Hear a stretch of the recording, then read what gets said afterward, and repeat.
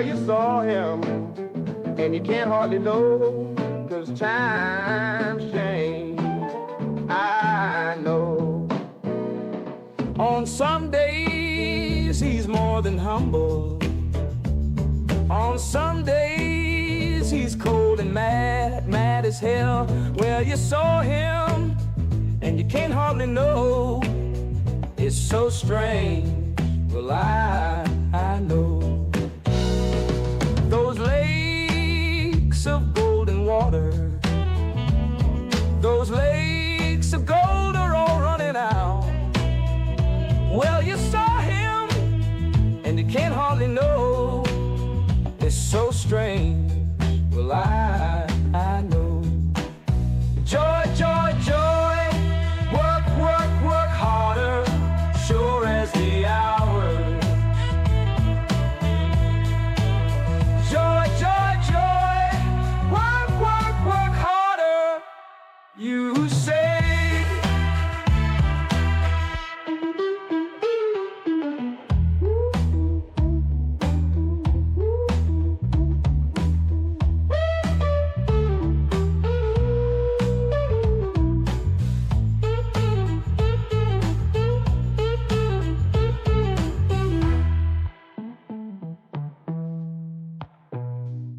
On some days, he's more than humble.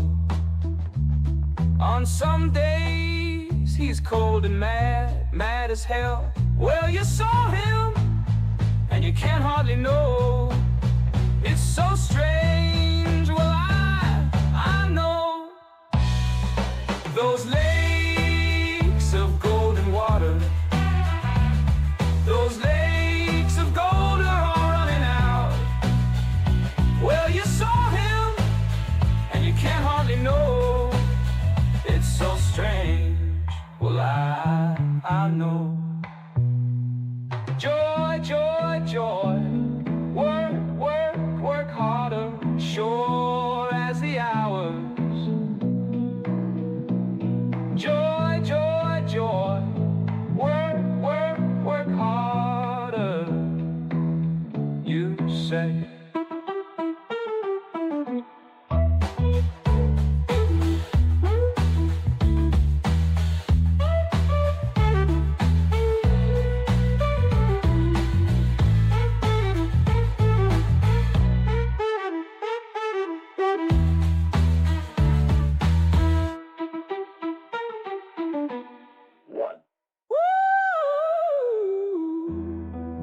Joy, joy, joy. Work, work, work harder, sure as the hour. Joy, joy, joy. Work, work, work harder, you say.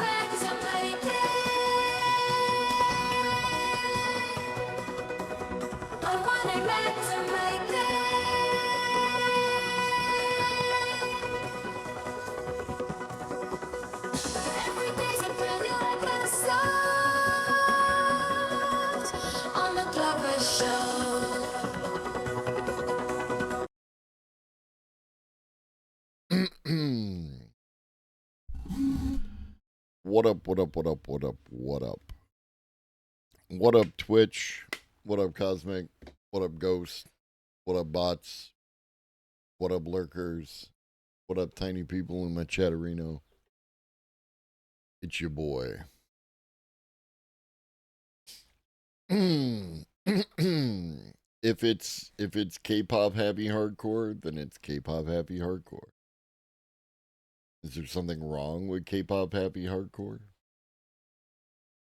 And I do walk around listening to my own AI music, whether it be the covers that Old Lobster created or the ones that I created with Suno.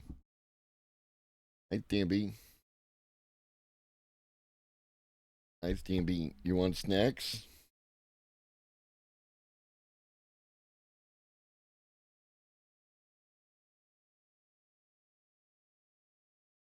Stampsy. Let's see if we want snacks today.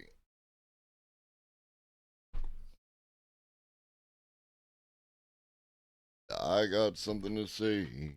Stampy wants snackings today, and it doesn't matter much to me as long as he.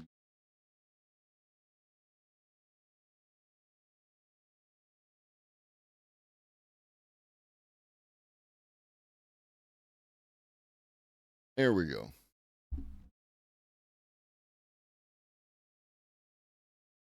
There we go. No? Is it the towel? Can we get rid of the towel, sir?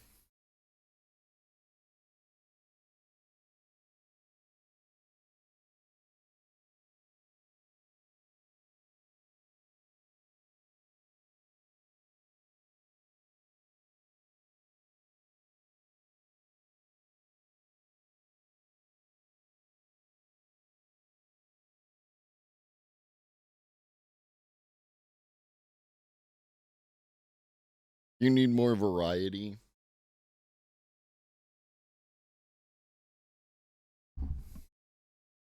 You need more variety. You need different snacks. Are you bored with these snacks, sir? Are you bored with the snacks, sir?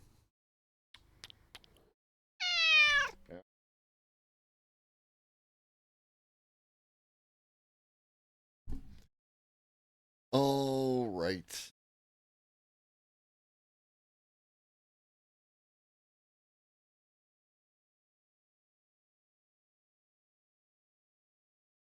We'll figure it out. We'll figure it out. We'll get it worked out. What up, X1011? 1,000 views? Very nice, Cosmic. Very nice. I dropped one. Let me take a look real quick.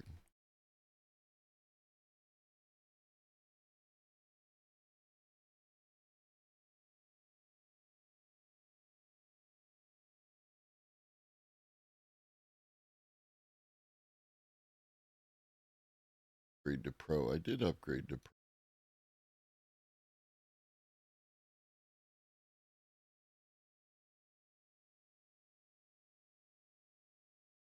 Oh, I'm not signed in. Okay. That makes sense.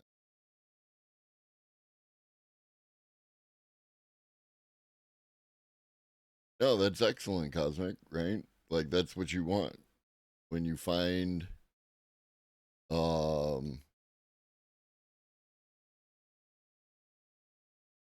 find your little community, right?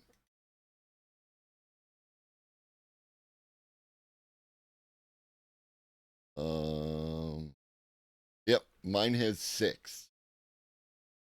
Mine has 6, but I'm more niche than your song probably is.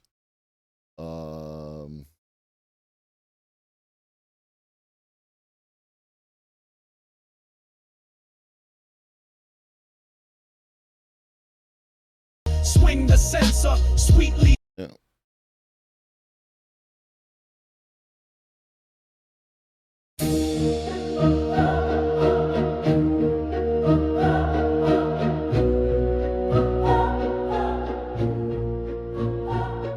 Tenfold mater on a bishopric bender, ash of the incense laced with legal tender, ego trip pulpit, Vatican hologram, preaching a deep fake tongue with the contraband diagram, sectify static in the AM script. I'm the avatar pope in the vape cloud crypt, smoke sigil spiral from the Sistine lung, scripture in the cipher that the ancients sung, zoom on the robe, nanotapped linen, doctrine glitching like ascension algorithm, Ameripope 2025, bless the session, pontiff in a Prius with a joint and confession, hotbox the pope smoke spiral in the sermon, every breath a glyph, every corpse determined, swing the censer, sweet leaf gospel, miracle and filters, faith gone colossal, hotbox the pope smoke spiral in the sermon, every breath a glyph, every corpse determined, swing the censer, sweet leaf gospel, miracle and filters, faith gone colossal. Call me the high priest of carbon emissions, spitting benedictions with machine gun precision, lit like the torch in a tabernacle rave where apostles paint murals in the fall.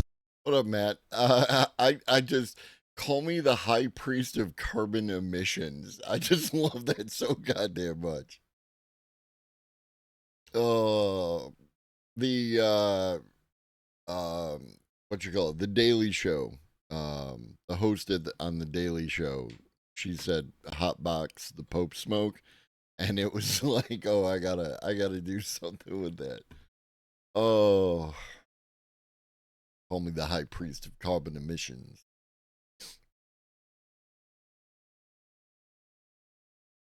If anybody wants to listen to that later. Also follow me on Suno. Follow me on all the socials.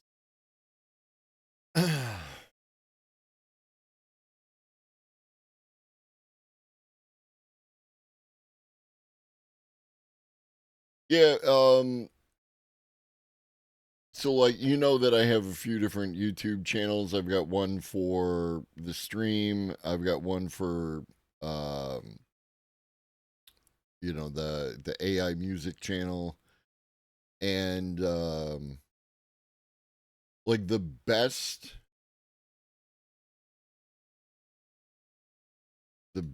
one that I have performance wise is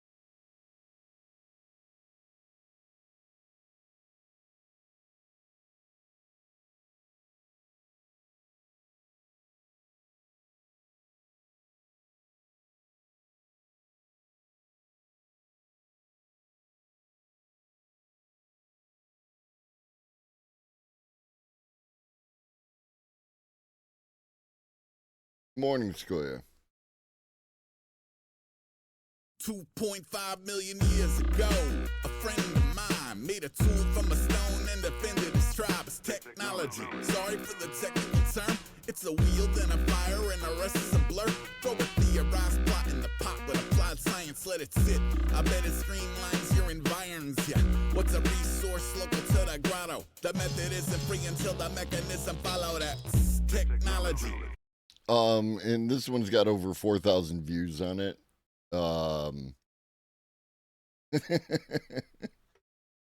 They might have. And the next best one I have is the Kaya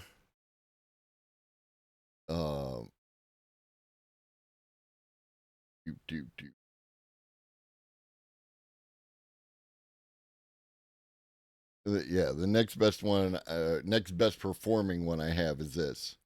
South? Globus! Globus! Globus!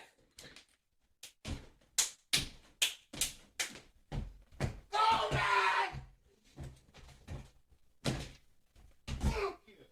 Hey!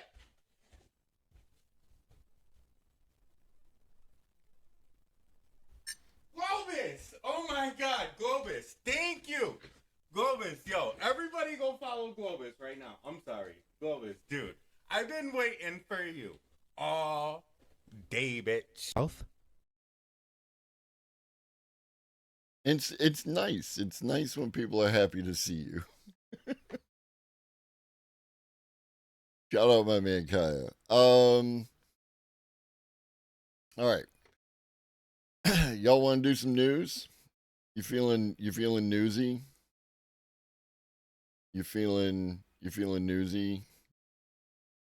Like Christian Bale feeling newsy? All right. So yesterday we briefly covered how Trump had fired the head of the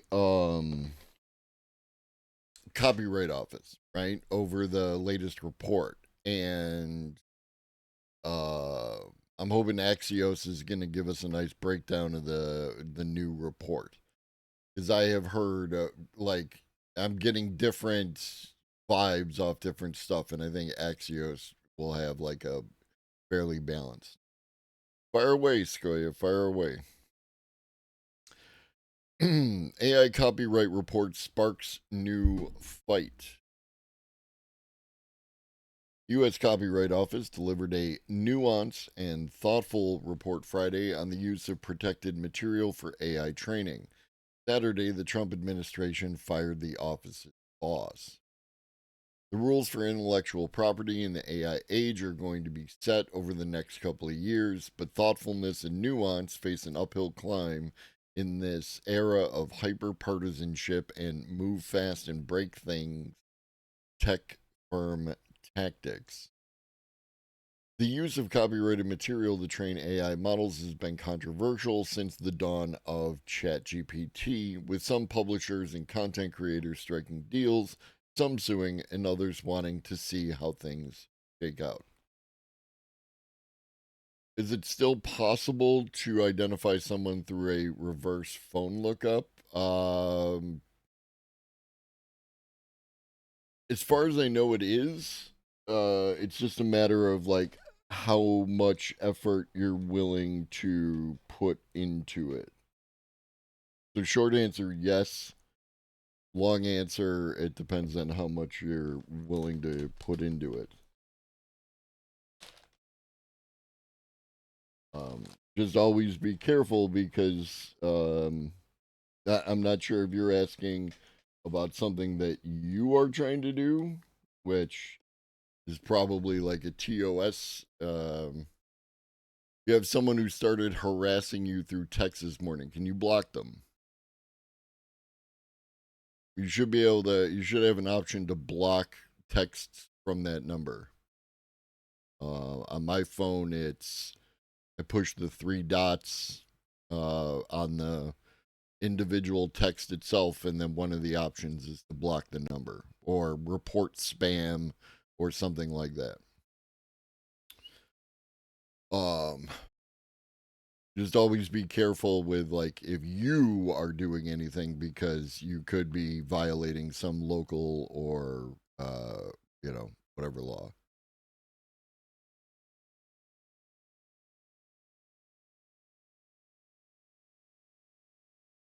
I mean, I don't know what other alternative you could have, right? I mean, otherwise you're looking to whatever. You're looking to do something, you would need a TRO, which means you would have to, hire a lawyer and stuff like that. You know what I mean? Video with music, 45,000 views. Cosmic, you're a player, Cosmic.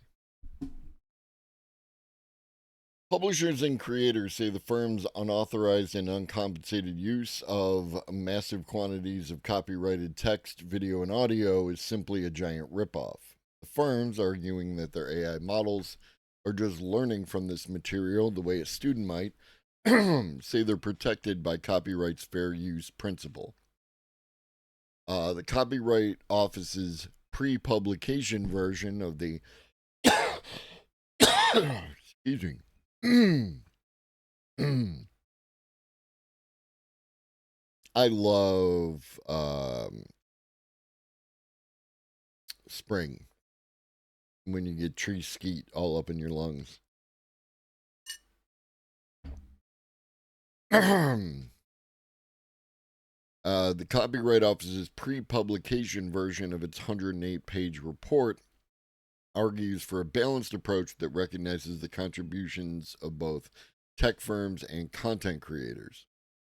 American leadership in the AI space would best be furthered by supporting both of these world-class industries that contribute so much to our economic and cultural advancement.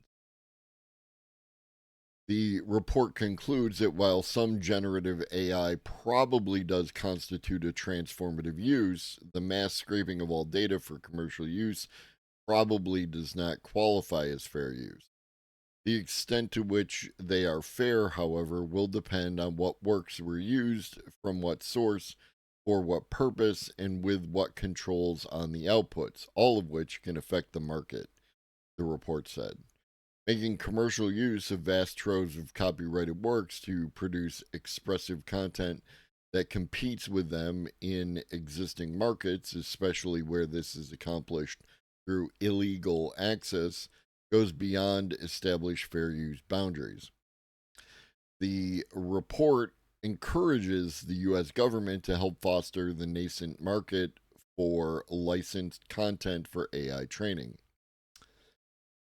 The Trump administration, without directly commenting on the report, almost immediately fired Shira Perlmutter, the head of the Copyright Office.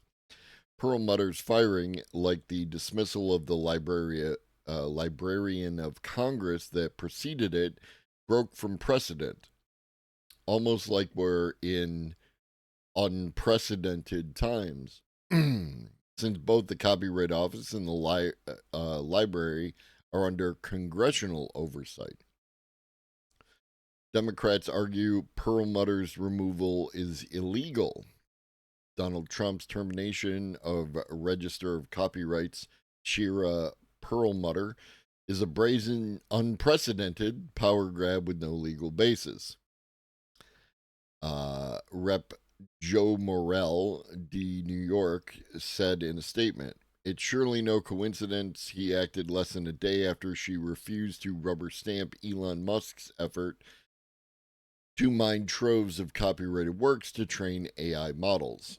The president lacks the legal authority to terminate the position unilaterally," Senator Charles Schumer, D. New York, and Adam Schiff, D. California, said in a statement.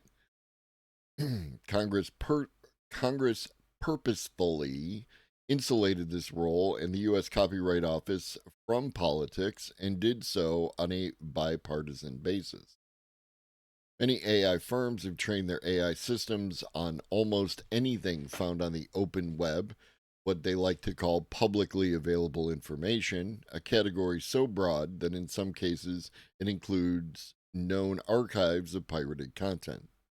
OpenAI, among other tech firms, used recent comments on U.S. AI strategy to call for an enshrined right to train on copyrighted data in order for the U.S.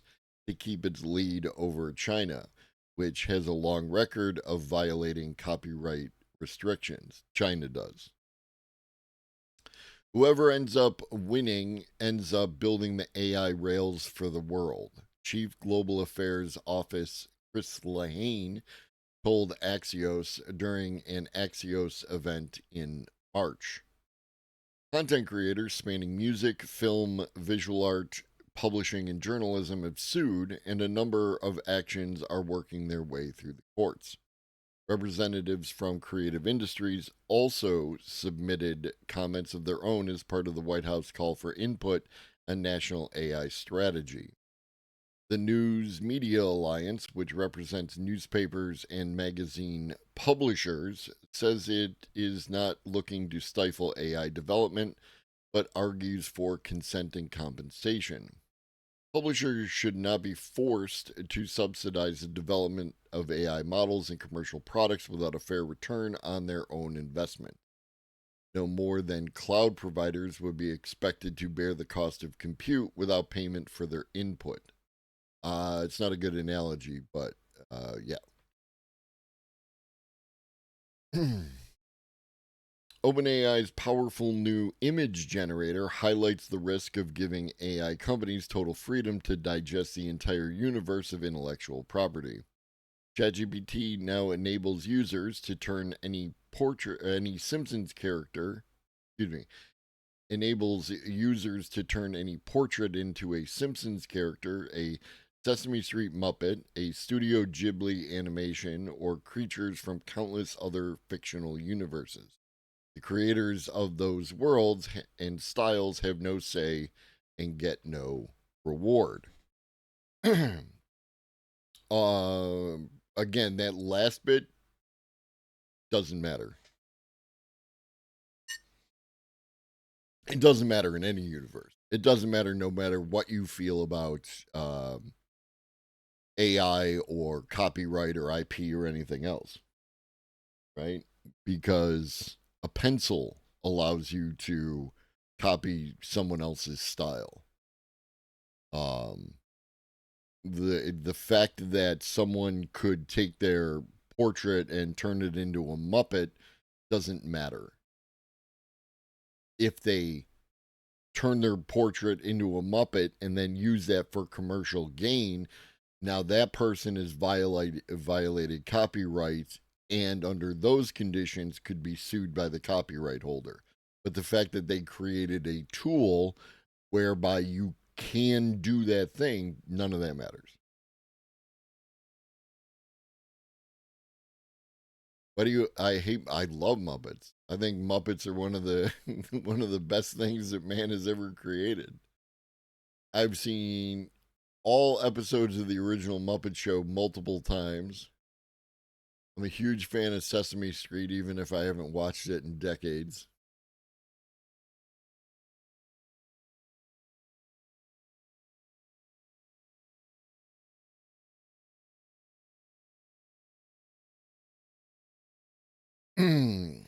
OpenAI's enterprise adoption appears to be accelerating at the expense of rivals. OpenAI appears to be pulling well ahead of rivals in the race to capture enterprise AI spend, according to transaction data from fintech firm Ramp. Bear in the Big Blue House. I never watched it. I think I came in contact with a couple of episodes here and there, but yeah, I don't think any of my kids, grandkids, nieces, and nephews ever really watched it. According to Ramp's AI Index, which estimates the business adoption rate of AI products by drawing on Ramp's card and bill pay date data, 32.4% of U.S. businesses were paying for subscriptions to OpenAI models, platforms, and tools as of April. It's up 18.9% in January and 28% in March. Competitors have struggled to make similar progress, Ramp's data shows. Just 8% of businesses had subscriptions to Anthropic products as of last month, compared to 4.6% in January. Meanwhile, Google AI subscriptions saw a decline from 2.3% in February to 0.1% in April. OpenAI continues to add customers faster than any other business on Ramp's platform. Our Ramp AI Index shows business adoption of OpenAI growing faster than competitors' model companies.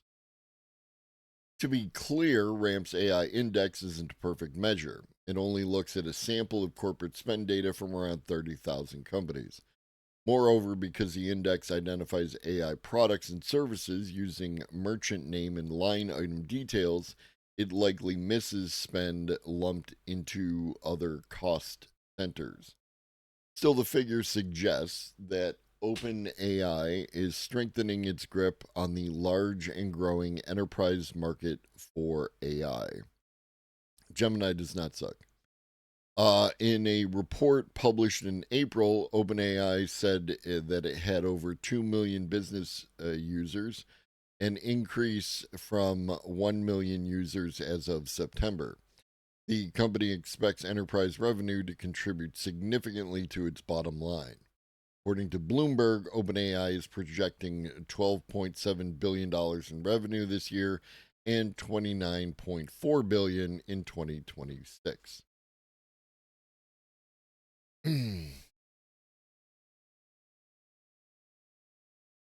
OpenAI, which doesn't anticipate being cash flow positive until 2029, is considering plans to charge business customers thousands of dollars for specialized AI agents designed to aid with software engineering and research tasks. Yeah.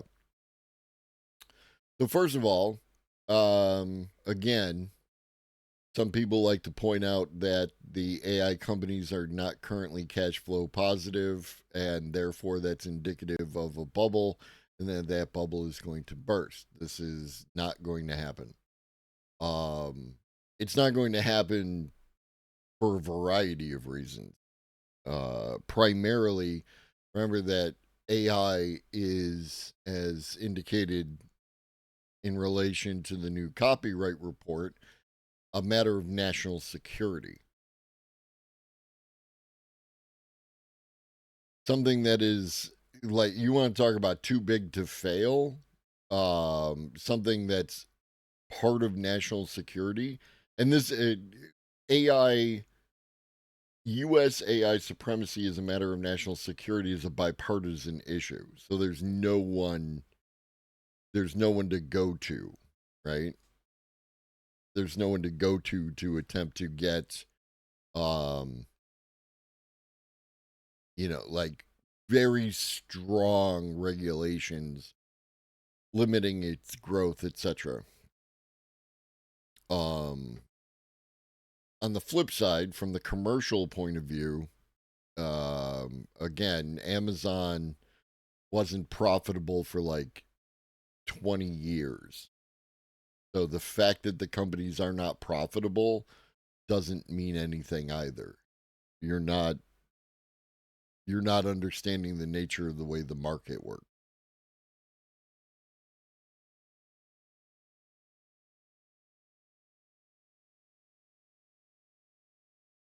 If I may be so bold, and you may, Michael, you may always be so bold. A pencil allows a person to hypothetically copy an art style. Possession of a pencil does not guarantee that the output will reflect the intended art style. If I do not have a steady hand and mind that lends itself to creative thinking, the likelihood of creating an exact copy is slim to none. Yes. So your point being that somehow the AI tool, by making it significantly easier, is some sort of difference, and it just makes it easier, right? Theoretically, it makes it easier because you still have prompt engineering and what have you.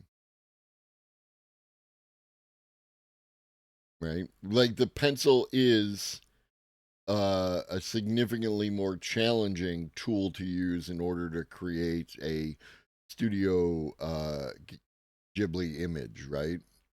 Or Ghibli or what have you. Yeah.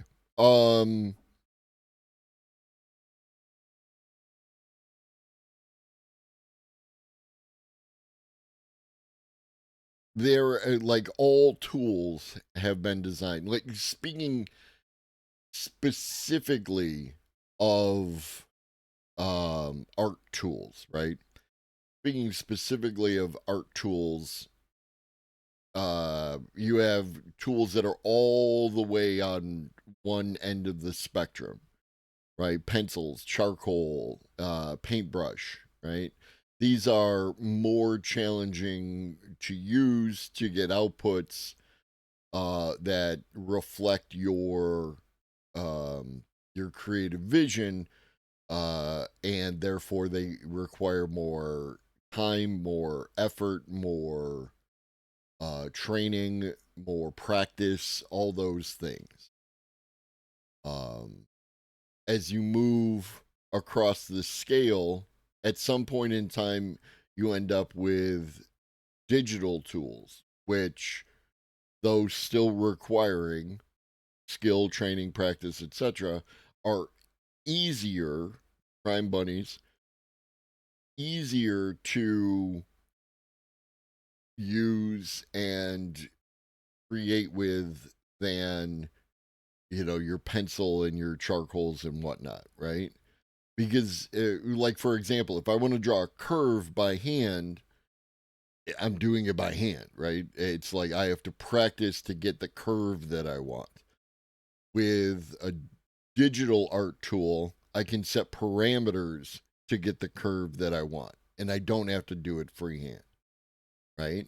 If I want to make a circle with a pencil, I either need to practice to draw a circle or use an additional tool that has a circle in it. If I want to create, or like a compass, right? Like, compass would allow me to create a circle of any size that I want. Where with a digital tool, again, I can just click and then stretch, and then I can make the circle the size that I want it to get to. If you're attempting to replicate an image using, like a paintbrush, if I want to paint a landscape with a paintbrush, it's challenging. Nerds in your protractors. I mean,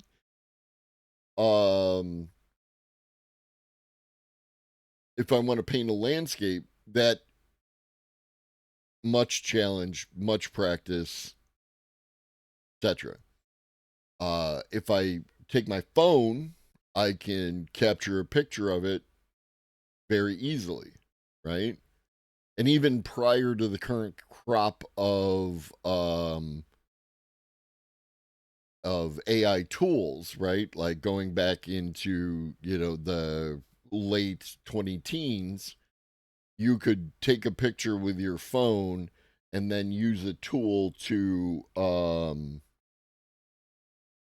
make that landscape image look like a painting.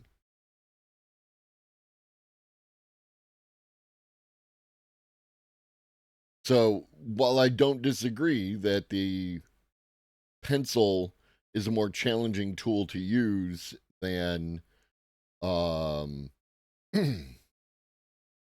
like Midjourney, it is not completely divorced from the realm of all the different art tools that people use.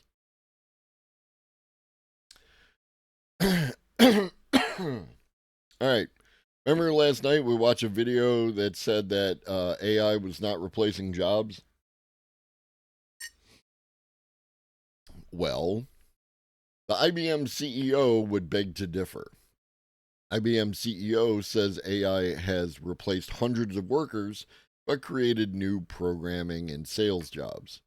The tech company promises higher total employment as it reinvests resources toward roles like software development.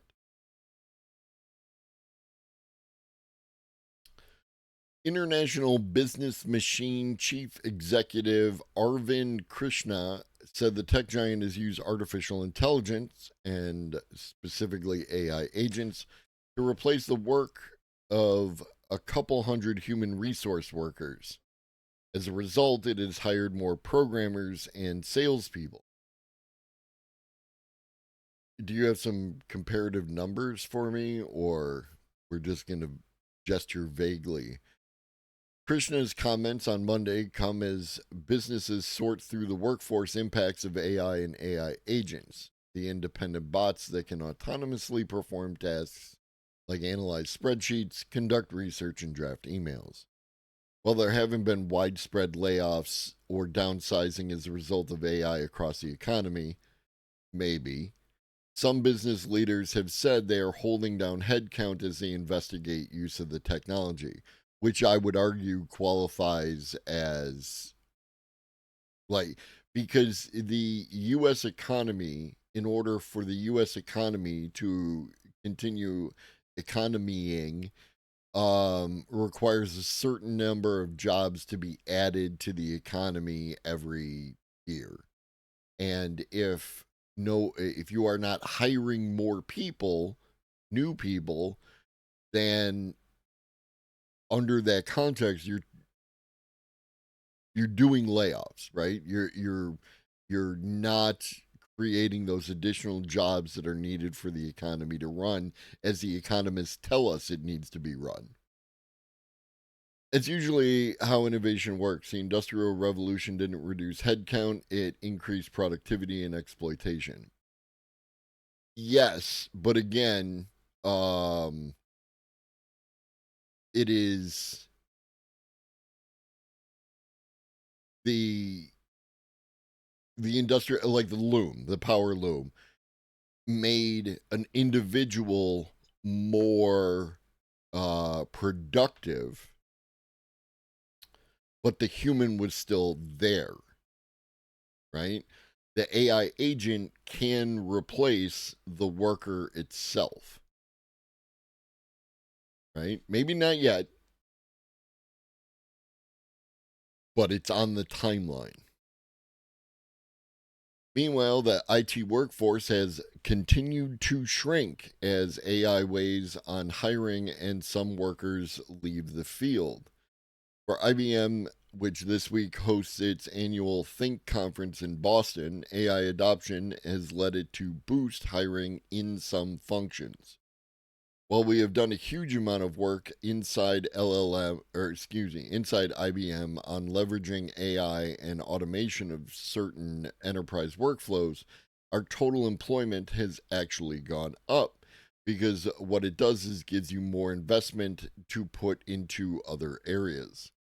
Those areas, which include software engineering, sales, and marketing, are what Krishna calls critical thinking focused domains, where people need to do things that face up or against other humans, as opposed to just doing rote process work. IBM didn't say over what period of time its job reductions occurred. Also this week, IBM launched services that allow businesses to build their own AI agents, adding on to a slew of similar offerings from tech players such as Amazon, OpenAI, NVIDIA, and Microsoft. The services also help companies manage multiple agents, as well as the private business data that powers them. Fortunately, I haven't seen many critics of AI do that thought exercise, wherein they look at the opposing viewpoint as a check on their own internal biases. It's an important aspect of it, right? And like, what was it, a few weeks ago?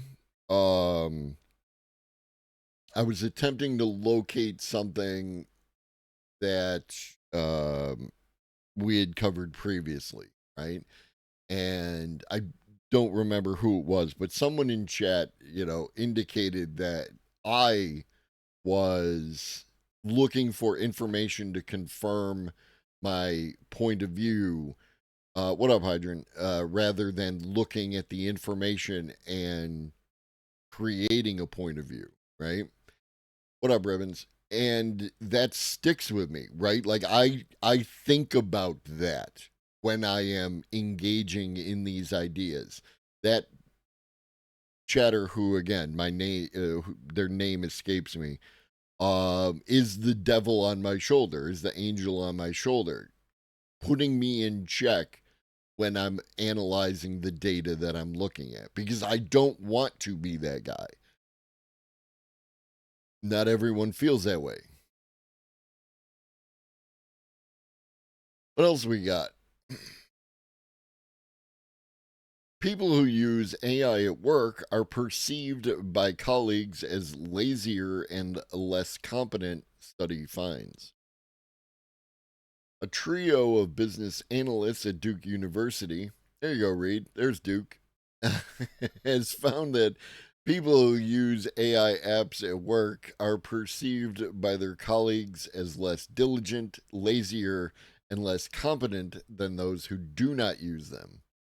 In their study published in Proceedings of the National Academy of Sciences, Jessica Reif, Richard Larrick, and Jack Saul carried out 4 online experiments asking 4,400 participants to imagine they were in scenarios in which some workers used AI and some did not, and how they viewed themselves or others working under such circumstances. Over the past couple of years, AI apps such as ChatGPT have become popular for both recreational and work-related purposes. In this new effort, the research trio looked at how AI use is viewed by people in the workforce. Their work involved conducting 4 online experiments. The first experiment involved asking participants to imagine themselves using an AI app or dashboard creation tool to complete work projects.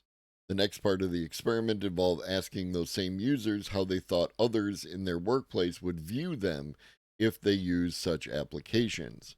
The researchers found that many of the respondents believed they would be judged as lazy, less diligent, and less competent. That's different than people who use AI at work are perceived by colleagues as lazier and less competent. These are the people themselves believing that other people would judge them to be lazy, less diligent, less competent. Jesus Christ. This is why everything's so fucking frustrating.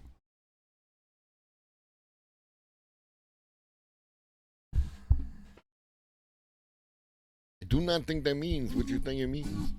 Ancient breaking news. People who are anti-books think pro-book people are lazy and don't want to memorize things.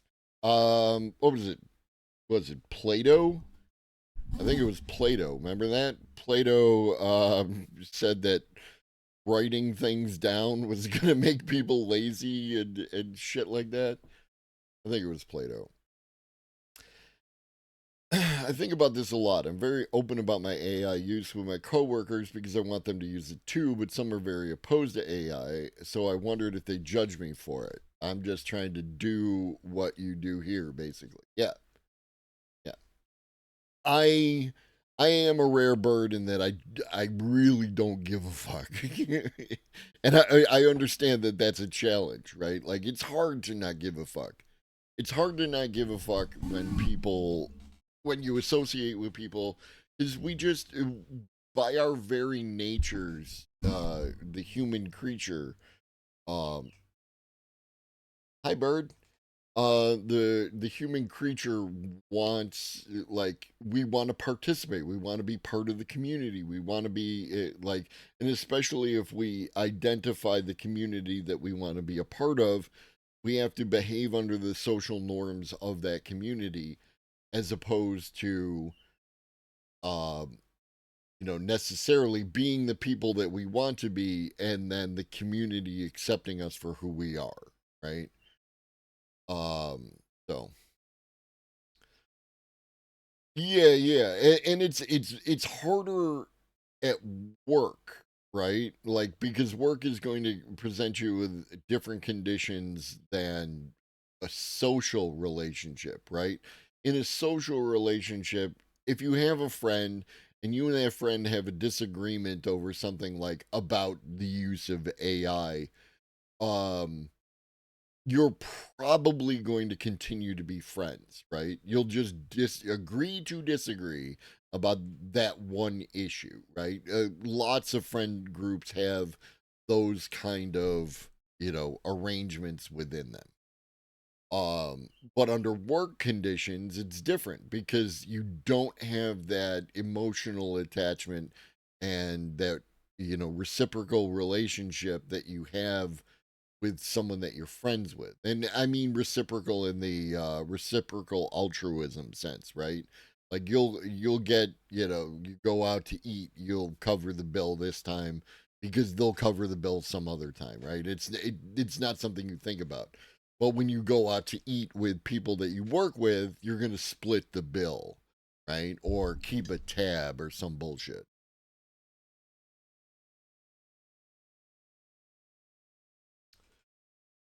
They also suggested they might be viewed as more easily replaced than those who refuse to use such apps to get their work done. Second experiment involved asking participants to describe how they viewed colleagues at work who used AI apps to get their work done. The researchers found many viewed such colleagues as less competent at their jobs, lazy, less independent, less self-assured, and less diligent. Are these the same people? Or did you just chunk them up? Because this does reflect what they said at the top. I just find that, like, I would need to know that information, because the idea that you yourself could think that people view you as lazy, less diligent, and less competent if you use AI, and then you yourself feel that people who use AI are lazy, less independent, less self-assured, and less diligent. That's that's some shit you need to work out. In the third experiment, participants were asked to pretend they were managers who were hiring someone for a position at work. They found that such managers were less likely to hire someone if that candidate admitted to using AI to get their work done. One exception was when the manager was someone who used AI at work. So basically, if you use AI, you think AI is cool, and if you don't use AI, you don't think AI is cool. All right. I think we figured it out. The fourth experiment involved asking participants about another aspect of AI use on the job when it is known to be helpful. In such scenarios, negative perceptions diminished for the most part. The research team notes that one factor made a difference in all their experiments. If the participants actually used AI at work, they saw its use by themselves or others in a much more positive light. Shocker. Shocker.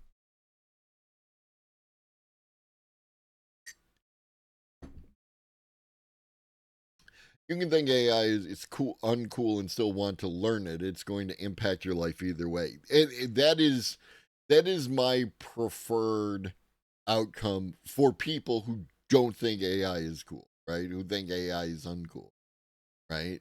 Like, I get it.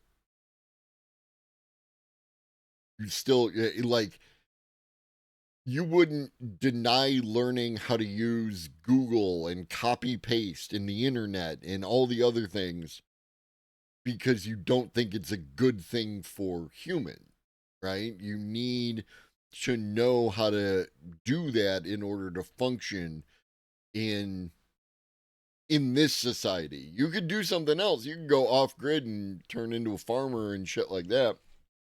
And then you might not have to use AI or Google. My boss is one of the most brilliant programmers I know and is pro AI, thankfully. Good. Good. They probably, if I can guess, they probably, like Matt says, perceive it as a tool and, like just another form of automation. Because automation predates, the current crop of AI, predates 2021, 22, when these things started dropping. And, people had no problem with that kind of automation. It just makes sense, right? Are you going to, like, click all the switches in some digital relay set in order to make the data center do some fucking thing? No. If you can automate that shit, you're going to automate it.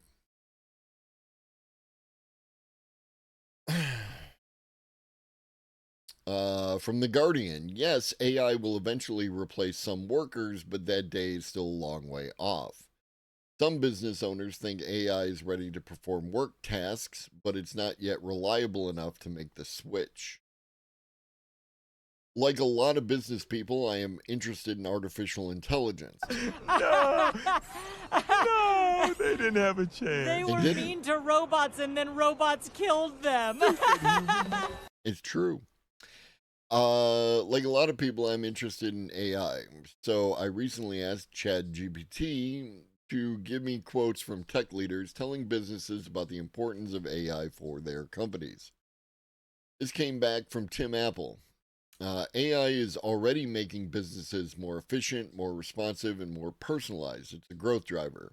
One problem, Cook didn't actually say that. When I asked ChatGPT where it got that specific quote, the chatbot retreated and said, I apologize for any confusion earlier.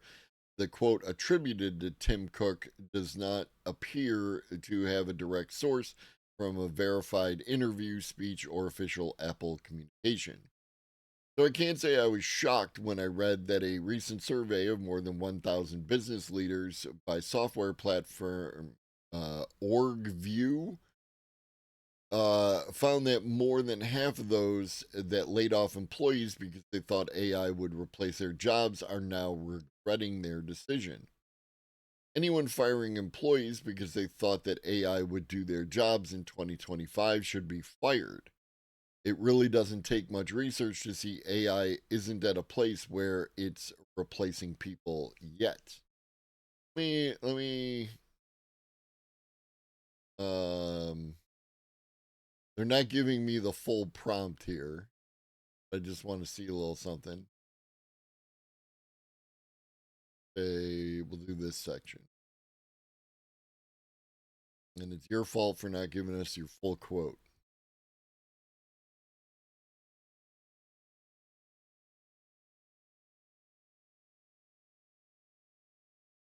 So, give me quotes from tech leaders telling businesses about the importance of AI for their companies. Boop, boop, boop. It really doesn't take much research to see AI isn't at the place where it's replacing people yet. And business managers, particularly in small and mid-sized companies who think it is, better think again. One of the places, I don't know if they're going to touch on it in this article, but apparently Klarna, right? Klarna went hard at AI for customer service. And they recently started hiring people again, right, for customer service. Some people have taken this as indicative of the AI like failing, right? Like the AI doesn't work, so they have to hire people, and that's not the case. Their clients want a human to speak with. That could, right? I'm gonna allow could indicate that there's a problem with the AI.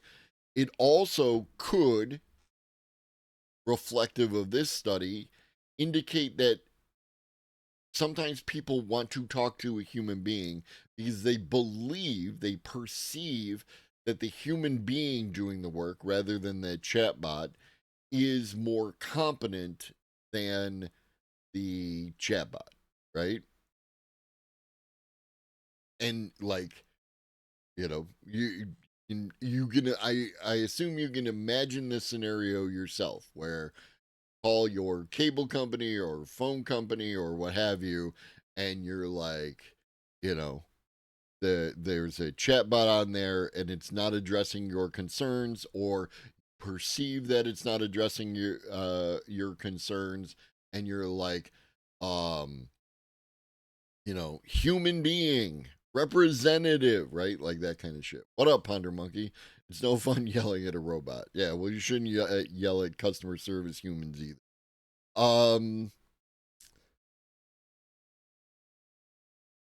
Right? I think that there's a perception gap as much as anything. going to take long enough to implement that headcount will never drop. The support of AI jobs may replace some, but headcount doesn't drop with innovation. We'll see. We shall see. Okay, so Satya Nadella. AI is the defining technology of our time. It's augmenting human ingenuity. And we have a link to something.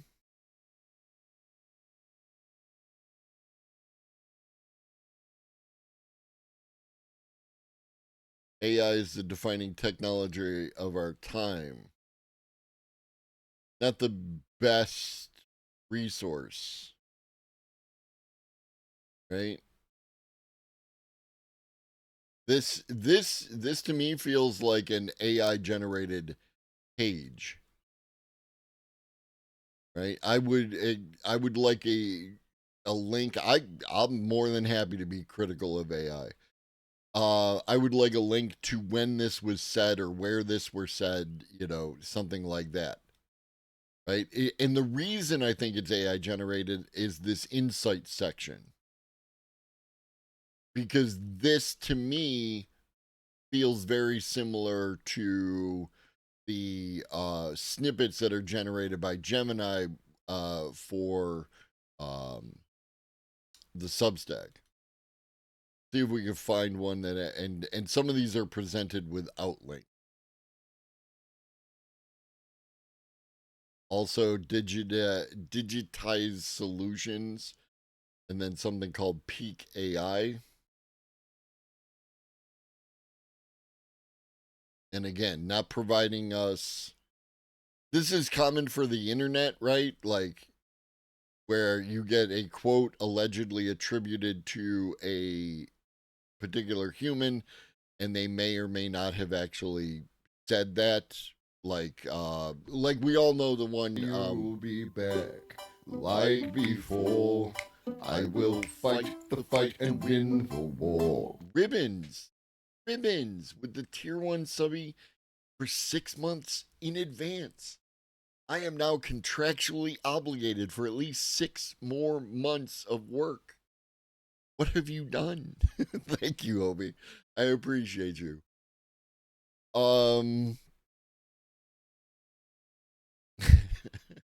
I love that little rabbit. We all know the Abraham Lincoln quote. 80% of quotes on the internet are made up. Abraham Lincoln, we know that one. Yeah. So disappointing.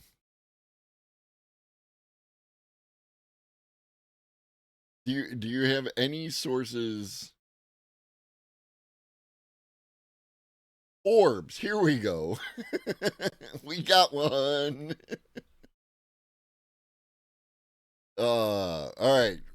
Forbes. We can consider Forbes a reliable source, right? Even if they aren't linking back to something, we can at least assume the old internet, the pre-Civil War internet. We can assume, because Forbes is a reliable source, generally speaking, that this is actually a quote from Bill Gates, right? The pony internet. Oh, them packets, right? You got to ride across and deliver them packets. Yeah, most of these quotes suck. Salesforce, okay. Salesforce is probably providing an accurate quote there. So yeah, I'm gonna give this a thumbs down. I think that's a fail. Yes, I can provide feedback. Sources for quotes were non-existent or suspect. That's fair, right?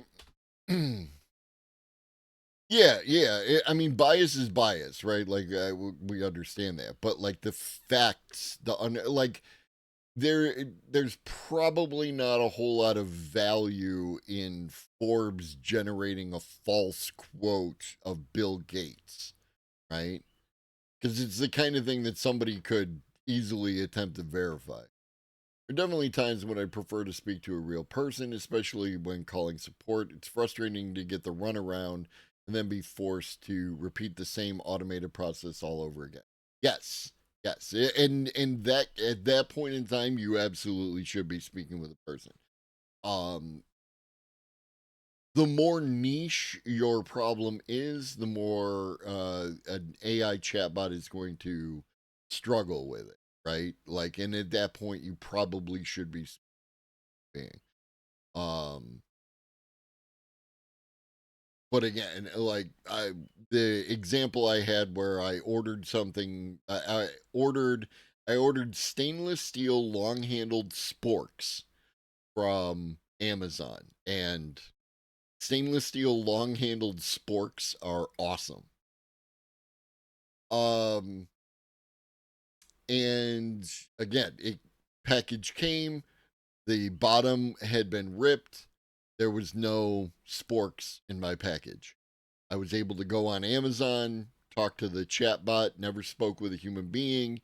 The chatbot authorized me to get a new shipment of sporks. I got my sporks, all good, right? No issue there. My experience calling the cable company for the internet, right? And what I needed was it to like just reset the modem. And the chatbot was able to just reset the modem. No issue, all good, like there. I have run into other issues where I needed to speak to a human being because I was having, you know, problem that y'all remember, like, what was it, 6 months ago or whatever, where I was having significant internet issues, and it required them to do more than they were doing. And at that point in time, I needed to speak with a human being, right? Because the human being, I could say, I already did this, and I already did this, and I already did this, and I already turned it off and turned it back on again, and I unplugged it for a minute and did the thing, and I did all those things. So now what, right? Like, and that's what a human can do that at this point in time the AI chatbot cannot, is be able to advance down that road.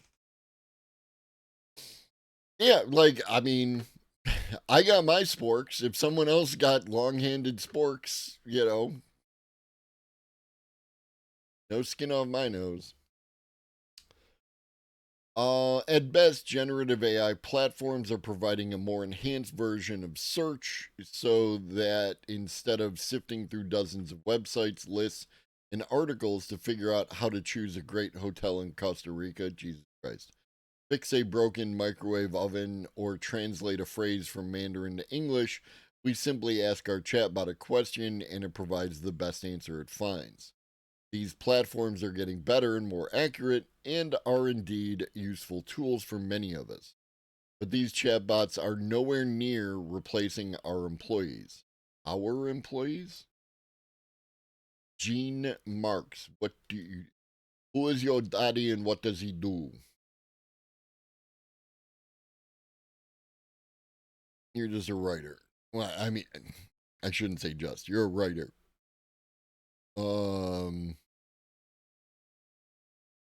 Do the so-called U.S. recession indicators actually mean anything? Worried about your stock market savings as Trump tariffs wreak havoc? Don't panic. Polyworking. Why do so many millennials have more than one job? All right, Gene, real quick, let's get a test of why you think millennials have more than one job. I love this about The Guardian, right? This article is more than 1 month old. Americans are barely staying ahead of inflation, so how are they dealing with this issue? By working more. Very good. Very good. Uh, it's one of the biggest takeaways from a new study by Academized, a outsourcing platform that connects writers and students. According to the report, more than half of millennials, who make up the largest percentage of workers in the country, are working more than one job to make extra money. The implication of extra money is that you're just like, you're saving up for that that trip to Costa Rica, right? What's even more eye-raising is that nearly a quarter of those workers have 3 jobs, and a third have 4 or more income-earning opportunities outside their full-time work, right? That's not extra money, dude. Do you understand it's called polyworking? No, it isn't. And the reason why this is on the rise the reasons why this is on the rise vary. Inflation of wages remain a big factor. New data shows that wage gains are falling, and with inflation hovering at 3%, these wage gains are barely making a difference. If your wage gains are 3% or less, you are not getting a wage gain. You're not getting a raise. If you are getting a raise of 3% or less, you are not getting a raise. Right? If your raise needs to be higher than inflation in order for it to actually mean anything. Imagine getting a raise of 2.5% and realizing that you're actually losing money. That problem could be worse if Donald Trump's tariff increases drive prices higher. To keep up, many are seeking other sources of income. There are other reasons why so many millennials are polyworking. I'm trying to make fetch happen. The Academized report says that adding to savings, pursuing personal interests, and gaining skills for career advancement are also important. Other sources of income are also a help in case a company's misfortune becomes your misfortune. Workers surveyed report making anywhere from $12,000 to $45,000 extra a year for an additional 5 to 20 hours of work each week. Critics of this trend, such as Nadja Williams, who writes for the Institute for Family Studies, are concerned about its long-term effects. Having to take Nadja's on point here. Having to take a second job and work more than 40 hours a week just to pay the bills is not a positive for our society. Today, we are working more hours than our parents and grandparents, and it comes at an expense of family time. It devours us, body and soul. This is the path away from, not towards, human flourishing.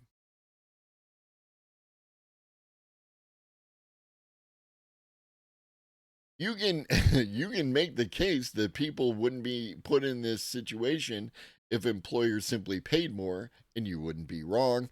But then there's the reality that they will not pay more. Companies pay people what the market will bear. What up, my Lerno? Welcome in. Ask what they spend their money on. Probably $15 coffee on a daily basis. Probably not. I mean, maybe, right? That's a choice. You can make that choice if you work a second job just to pay for your $15 coffee habit. But I pay for $15. I pay $11 for an entire big container of coffee that I make at home. I personally engage in what am I at? 4 different money making opportunities, right? I have a glass block window business. I have a epoxy surfaces business. I do streaming, and I also do electrician and handyman work. It's really challenging. Because if you want people to pay you to fix their shit or make them new shit, they need money in order to do that, which can be challenging. And a lot of people, unfortunately, can't afford the things that they do actually need to get fixed. So a lot of things has to do with a little bit of maintenance here and there rather than actually doing a replacement for any particular, like a wall or, I mean, sometimes even an outlet, right? An outlet isn't working properly. They should get it replaced. But what they end up doing is just putting some tape over it so they don't use it.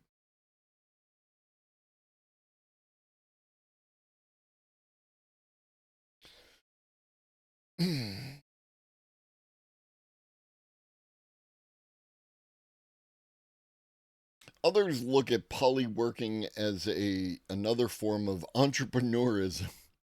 It's a big factor in the meteoric rise of new startups over the past 5 years. That's it. That's it. The people are working their regular gig while they're creating a startup. Running a side gig takes time away from personal and family activities, but it helps put money away for college and retirement. And depending on the work, it can be fulfilling and help you add variety and diversity to the day. This is true. Some people do have a side gig that they love, but doesn't pay the bills. Yeah, the side hustle that doesn't pay the bills, and they know it doesn't pay the bill. Polyworking hedges against unemployment, and if the work is fulfilling, can add to one's self-esteem. People are proud to be entrepreneurs. Yes, the extra hours can be hard and create sacrifices, but life is hard, and let's face it, money makes it easier. So the reason we looked at this again was just to establish what kind of person Gene Marks is, so that when we look at the perception of AI replacing jobs, we have an understanding of the opinions of the person doing the bit.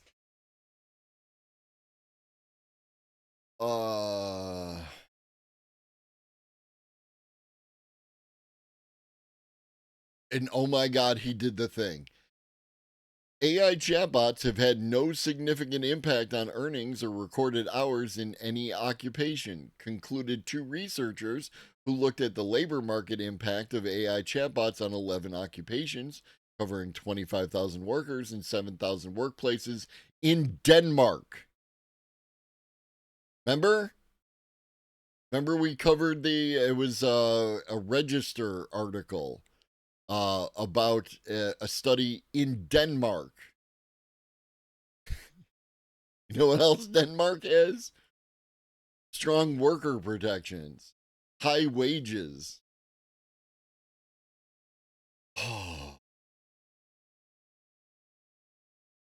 Denmark is not indicative of, for instance, the United States.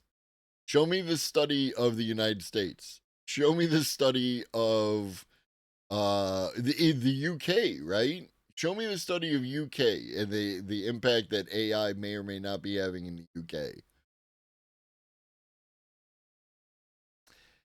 In most of today's workplaces, particularly among the 33 million small business owners in the US, AI is not being used in any core operation. You've got a study from Denmark. Where's your study from the United States about the core operations of the 33 million small businesses? Believe me, business owners would love to replace their employees and have their accounting, customer relationship management, inventory, order, and payroll systems all be done by AI in lieu of them. Inventory, order, and payroll systems can and often are under small businesses outsourced to a company to handle that in lieu of doing it themselves, right? Now, if you can't afford that, right, because the number of people you have, size of your business, don't make enough money, that's a thing. But very often, especially your payroll, right, your payroll is handled by a third party. On the topic of automation, here's an idea that could fit into universal housing design, a local voice command system that operates entirely offline. For example, you could have a dedicated outlet with 2 to 4 receptacles specifically for network gear like a modem, router, or switch. If the internet goes down, no need to crawl under furniture. Use voice command to cut power to that outlet. They have those.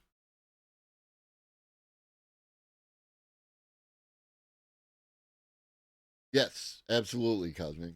Yeah, they've got. I mean, like specifically, I'm thinking of the Alexa ones, right? The Amazon Alexa ones. But yeah, they have voice activated outlets.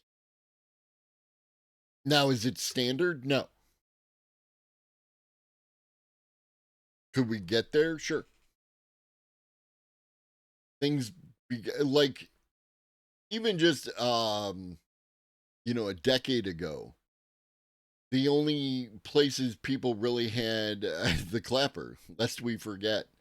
The only places that people had GFCIs were in the bathroom and in the kitchen, right, within 6 feet of a water source.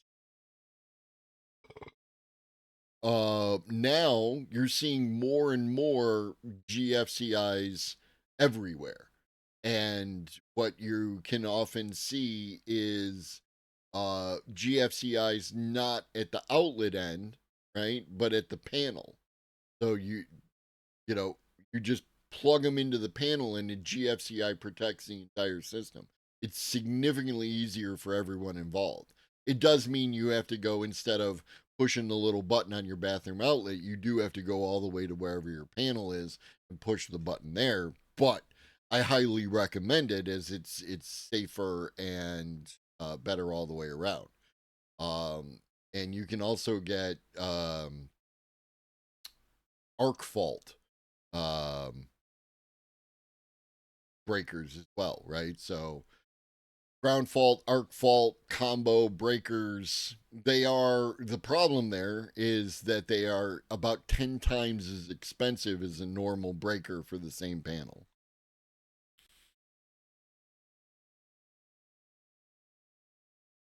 But Alexa requires the internet. I'm talking about an integrated system.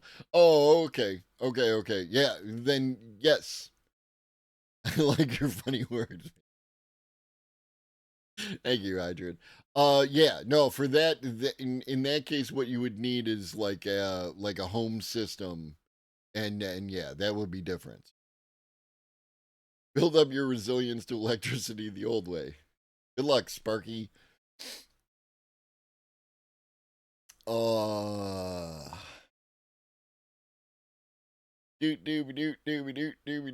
Banana phone. But that's just not reality, and won't be a reality for the foreseeable future. Why? For 3 reasons. Tell me, Gene. First, the technology doesn't exist, and what exists doesn't work very well. Sure, well-known players such as Salesforce, Microsoft, and Intuit are rolling out AI features designed to do everything from processing accounts payable to sending out email marketing campaigns, but these are limited, immature, and unreliable efforts. Business owners aren't going to trust any of these tools to do data entry, make decisions, or execute transactions without a human being involved. Yes, but one, you can have it do data entry and have it do it accurately. And again, I admit my sample size is problematic, but I know a guy, and that guy uses AI all the time, and it does do data entry and create spreadsheets and analyzes spreadsheets and et cetera, et cetera. Making decisions will probably be a place that humans remain in the loop for the foreseeable future for a variety of reasons. And of course, executing transactions will often be in that same realm.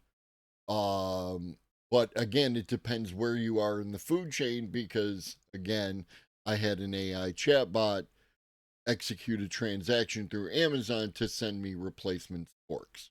So you actually can do that reliably, etc., etc.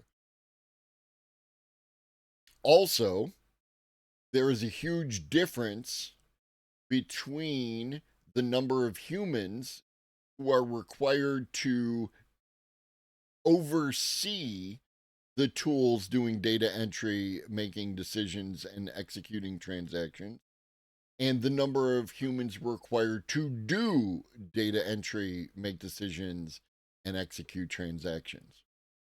Right?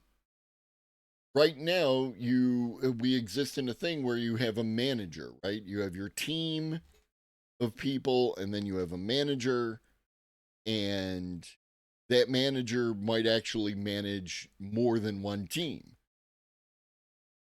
Now, imagine if that manager and maybe one other manager was managing a team of AI bots. It might increase the work that they have to do, which again was why you get another one or two managers up there to handle that. But you don't need the people doing the thing anymore.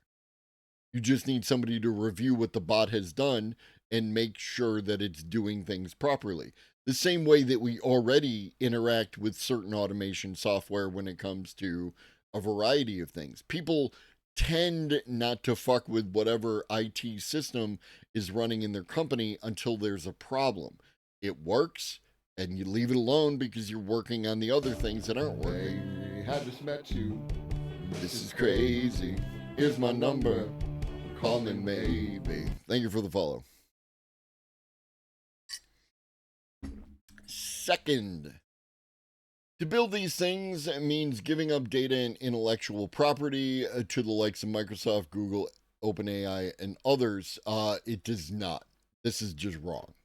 And to put it mildly, most businesses have little confidence that these companies will secure this data, let alone not use it for their own purposes, no matter how many promises, guarantees, disclaimers, and assurances they make.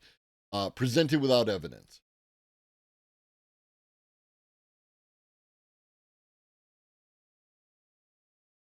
There's no link, no study, no nothing. This is vibes.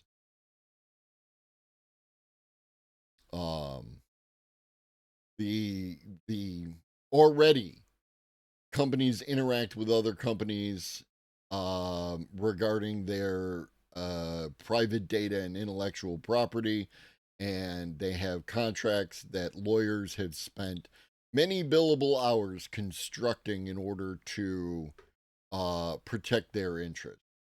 So this is just vibes. This is just bullshit. Third, and most important, it's too expensive to build an AI system. Yes, if you want to build your own from the ground up, it will be very expensive, which is why that's not what we're talking about. Pharaoh, you missed an unprecedented. You missed one. It set us up with a lack of precedent, followed later by an unprecedented. So, but X1011 updated the counter. You don't have to. Sure, buy now, pay later platform Klarna is replacing hundreds of workers with its internally developed customer service system, leveraging OpenAI's large language model. And Meta is using AI to replace many of its programmers. And JP Morgan and other Wall Street firms are building in-house AI platforms to do the work of its Harvard MBA graduates. Okay, so it's too expensive to build an AI system, except for all these indicators of where people are building their own AI system. Did people read the words that come out of their fingers? But right now, AI is just a big corporate play. These systems cost tens, if not hundreds of millions of dollars to construct, yes. What up, T1? This stream is very unprecedented. Thank you.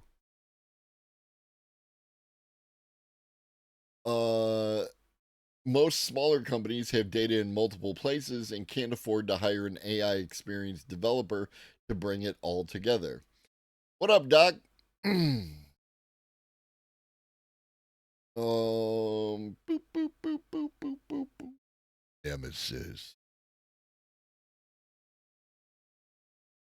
Where was I? Most smaller companies data in multiple places and can't afford to hire an AI experienced developer to bring it all together, even with the tools available to create their own internal model. And then, yikes, he actually put a yikes in there. Build agents on top of this messy, out of date, and likely inaccurate information to actually perform tasks. Not yet. At least he caveat on the thing.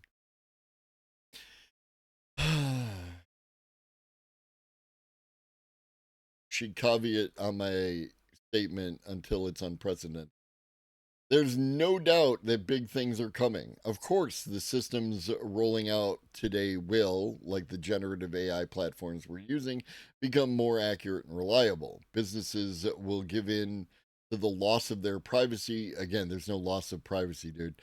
For the benefits AI will provide. Their AI platforms will one day be able to validate when data is potentially incomplete and inaccurate with other sources before launching into tasks. Yes, the robots driven by firms such as Boston Dynamics will one day be performing the work that construction and manufacturing workers are doing. Again, you're looking at it. You're looking at a company like Boston Dynamics as opposed to the companies that are already making robots that are doing manufacturing and construction. Drones will one day deliver packages. They are. You can see that in China as a great example. Monitor workplaces, count inventory. There's a little robot that works at my local BJ's that counts inventory. Driverless trucks will deliver our packages and autonomous forklifts will move pallets. Driverless trucks are currently operating in around Austin, Texas. It's happening right now. What up, Elron? Your sex bot? Be patient. Hi, Stamby.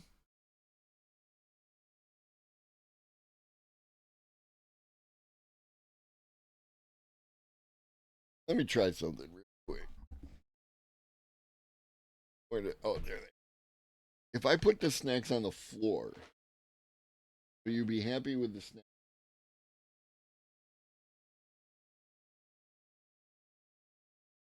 He's totally happy with the snacks on the floor, Cosmic. He just doesn't want. He apparently no longer wants to perform. That's where we're at. I've got a cat. I've got two cats. The little one is Mittens, and Mittens never shows up. The big one is Stampy, and Stampy is apparently on strike and not willing to perform for snacks anymore. Normally, he should appear right here.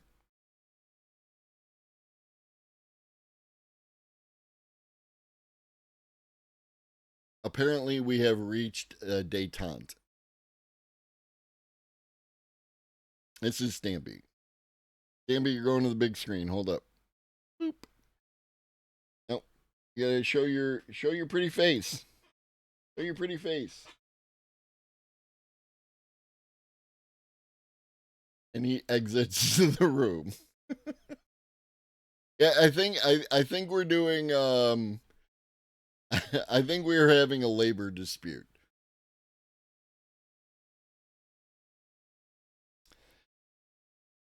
Okay, driverless trucks delivering our packages. Driverless trucks currently operating in and around Austin.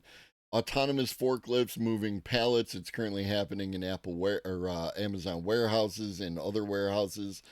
Bots that are indistinguishable from human will talk to our customers and prospects like our people do now. Indistinguishable, I would say that the bots are currently not indistinguishable, but they can be effective. Again, as Rufus, in my experience, other people, not so much. But that day is still years away. It's literally happening right now. Like I just provided you with examples, Gene, of how all these things are literally happening right now. My smartest clients know this and are waiting.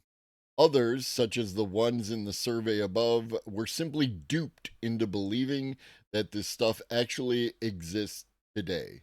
It doesn't. We got ourselves an Ed Zitron, ladies and gentlemen. Gene Marks and Ed Zitron.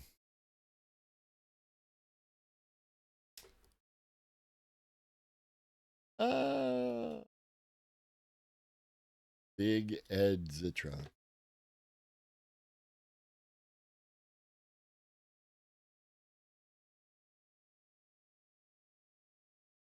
Excuse me. To the archive. ¿Dónde está archive? Qué lástima, dos chicas en la cocina.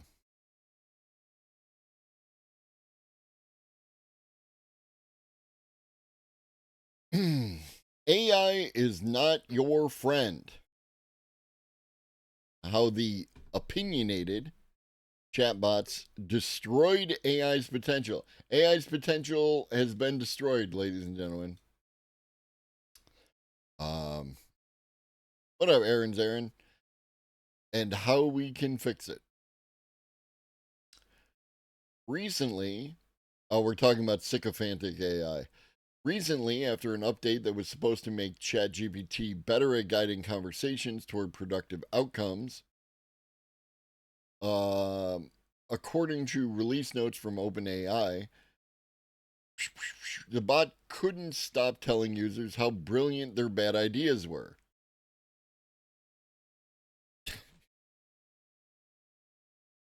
ChatGPT reportedly told one person that their plan to sell literal shit on a stick was not just smart, it's genius. Okay. Now again, this is not good. This is not good. I am not saying that this is good. I am saying that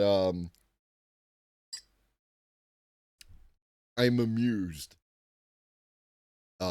Because that level of sycophancy, I don't know, could probably get you a job in a certain political organization right about now.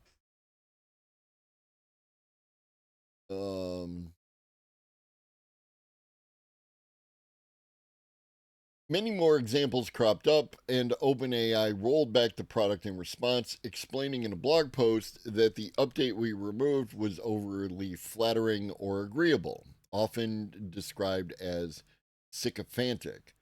The company added that the chatbot system would be refined and new guardrails would be put into place to avoid uncomfortable, unsettling interactions. The Atlantic recently entered into a corporate partnership with OpenAI. What? What? Not Polywork, this one. What?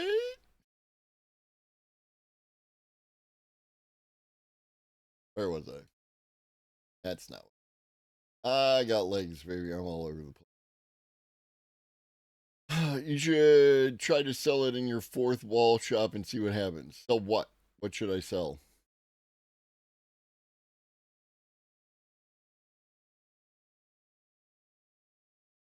It's a great example. I've got no problem with fourth wall, right? Like I've got no particular issue with like drop shippers and everything else.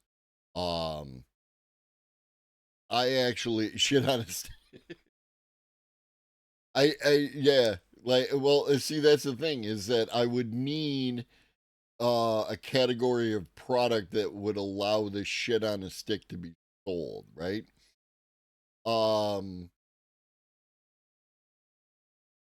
But yeah, so I used to sell on Etsy a while back, right? And you know, my art store was on Etsy.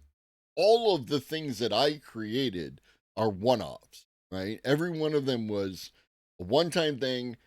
I wasn't looking to make the same thing again, right? I wanted people, and so like I had an entire philosophy right? Of the idea of useful art, right?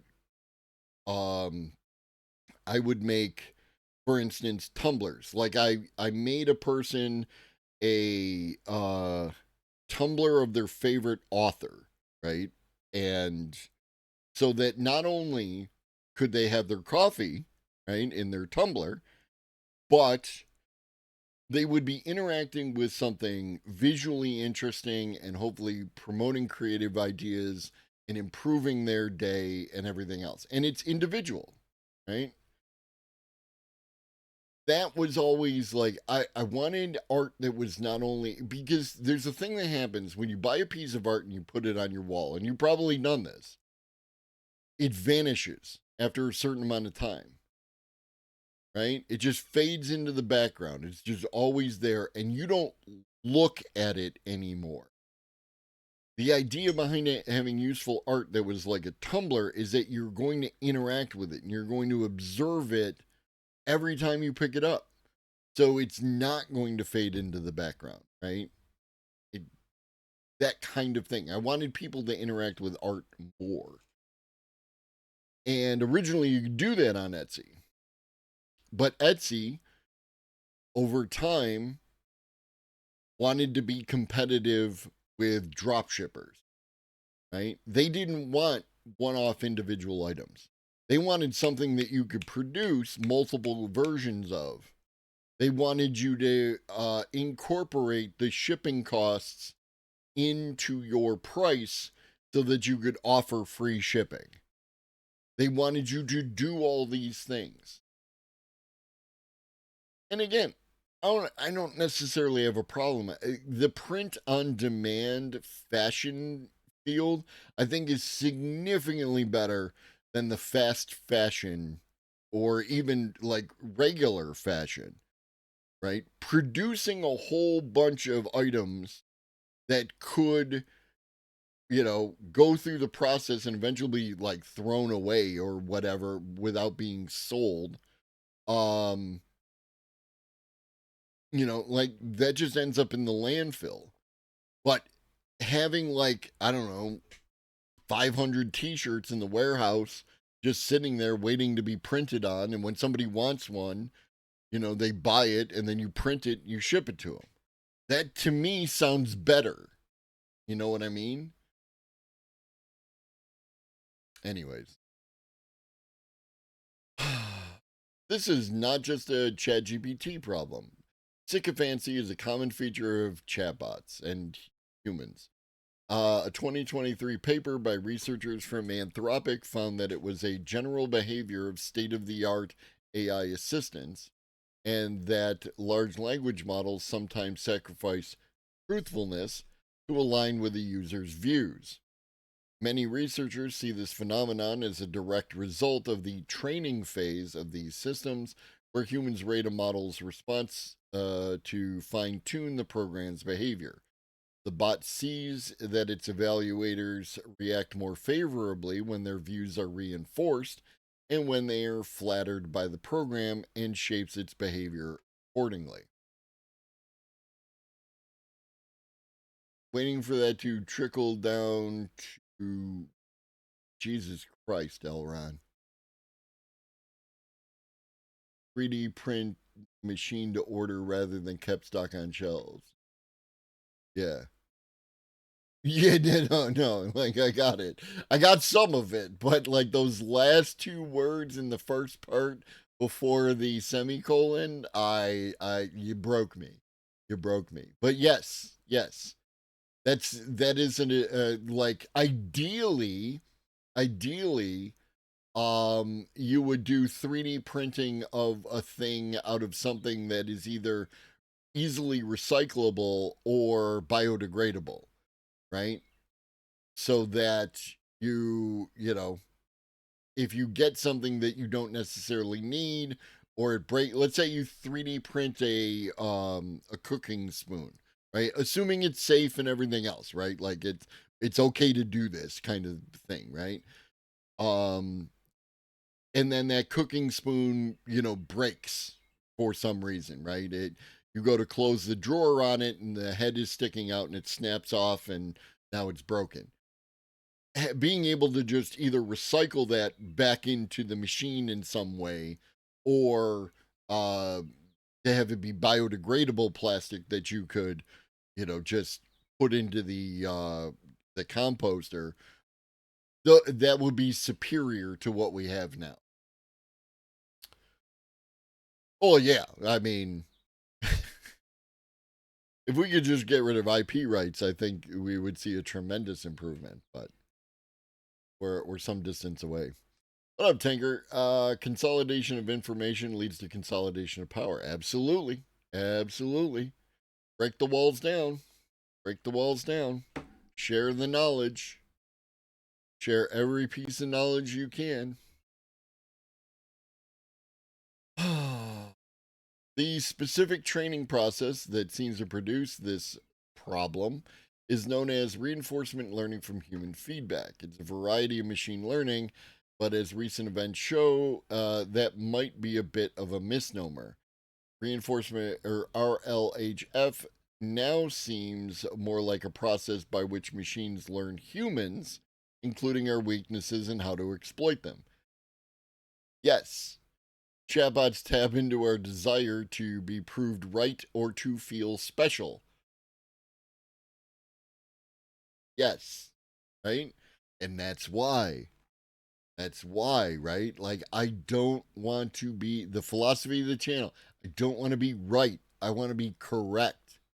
You are not special. You are not a beautiful and unique snowflake, right? You are not special. I know that it bothers people, that idea that you are special, or that you want to feel special.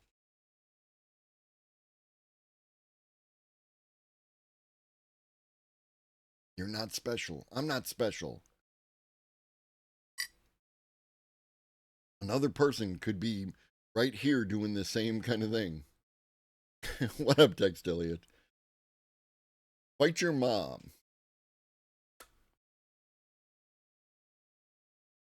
Everyone is special in their own way. But I'm a creep. I'm a weirdo. What the hell am I doing here?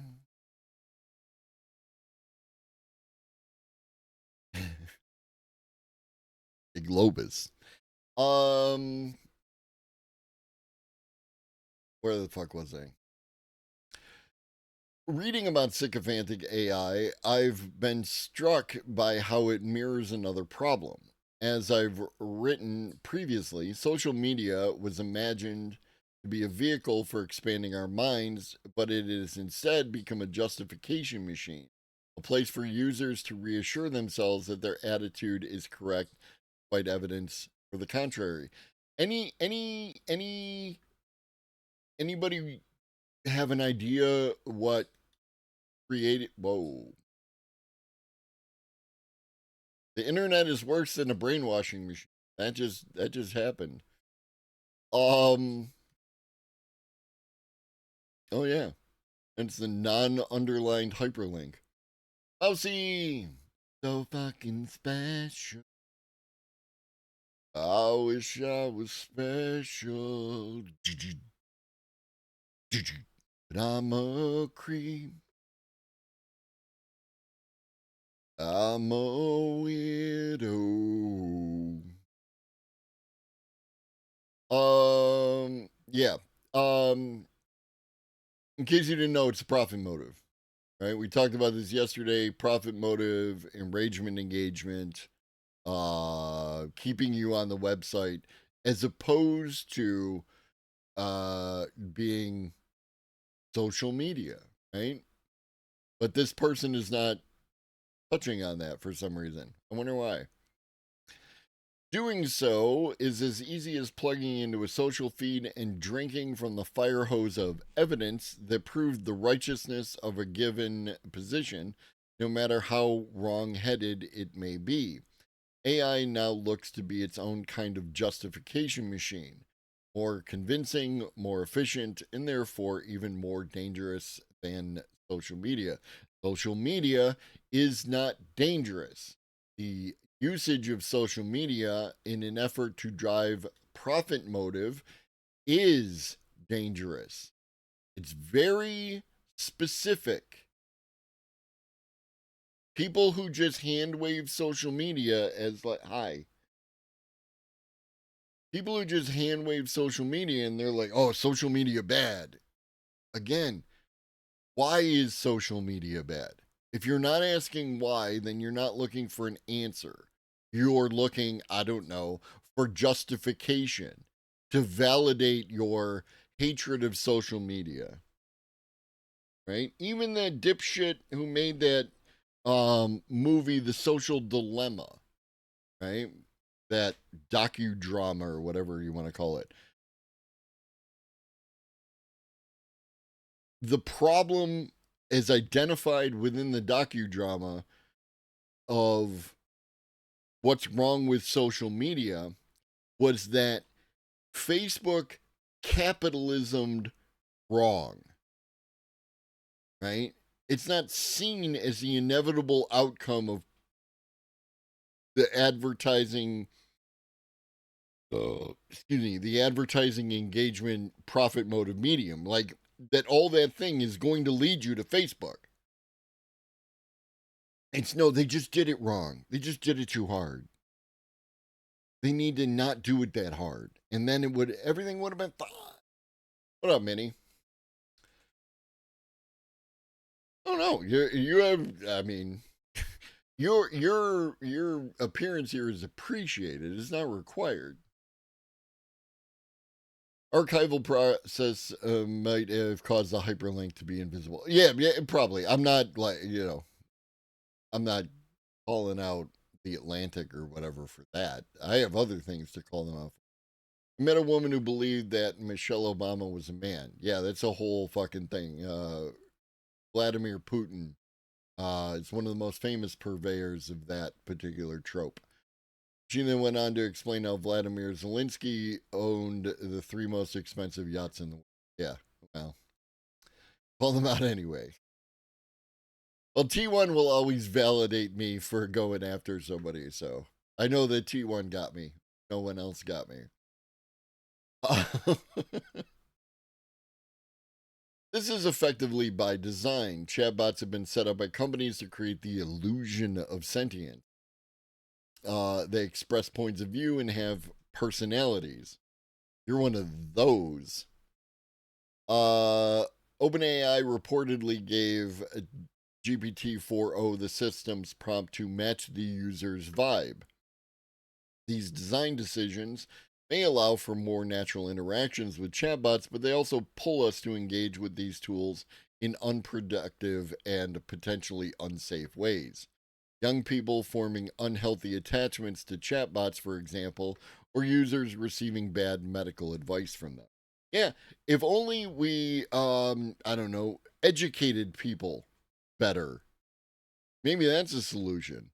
Maybe we should teach people how to interact with the internet, social media, AI chatbots, everything else. Maybe that actually has more value than not doing that.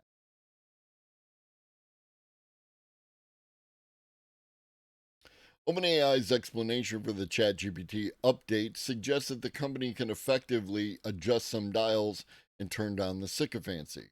But even if that were so are you denying that it's so? I'm just not clear. OpenAI wouldn't truly solve the bigger problem, which is that opinionated chatbots are actually poor applications of AI.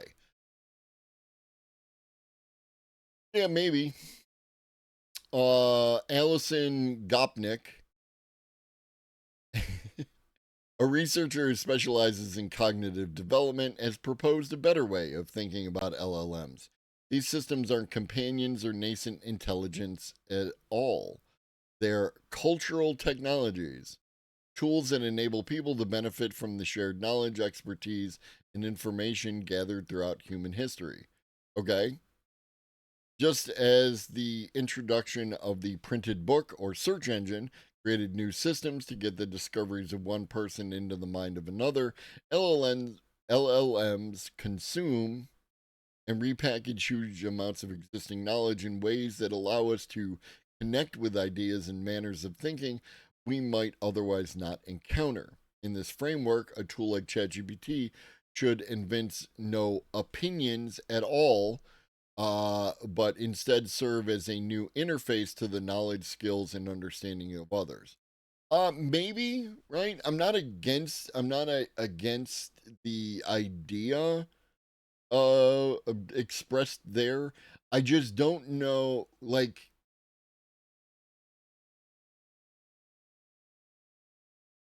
the idea of bias is a whole thing, a whole fucking thing. And the bias in the AIs and people who are trying to get unbiased AI. And I have it on good authority that if you as a human being were actually in some way unbiased, then you would not. Oh, did I hurt your feelings? I am sorry I hurt your feelings.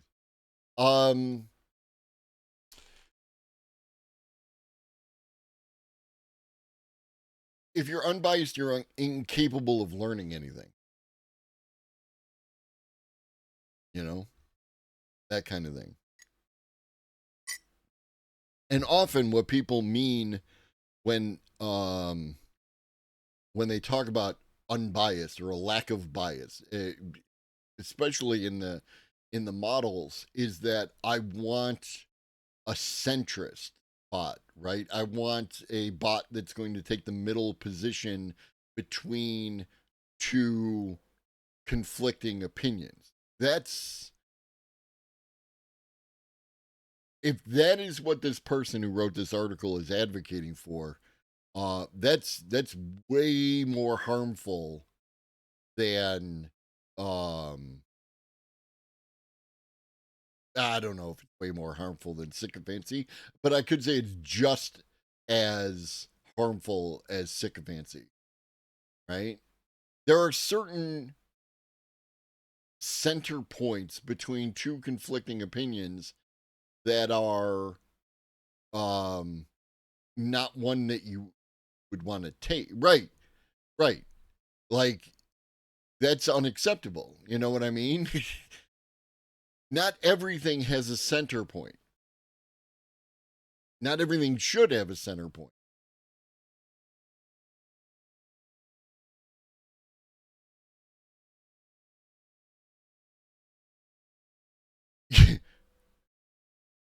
Yo, is this who I think it is? Or is this someone else?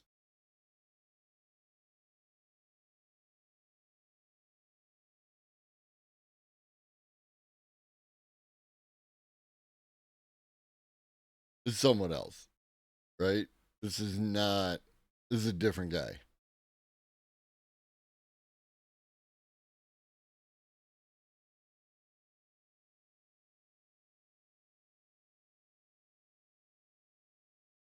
Sorry, 1 second.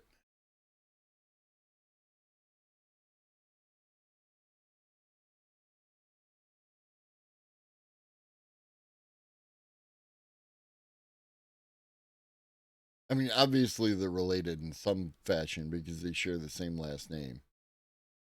But I don't want to fall into that trap of that tinfoil hat shit.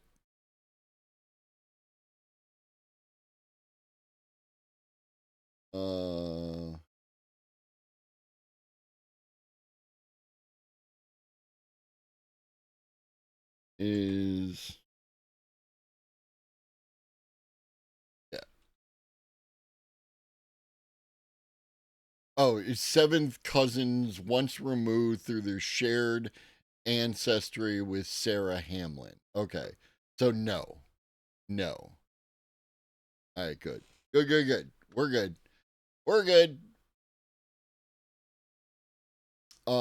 This is similar. Vannevar Bush.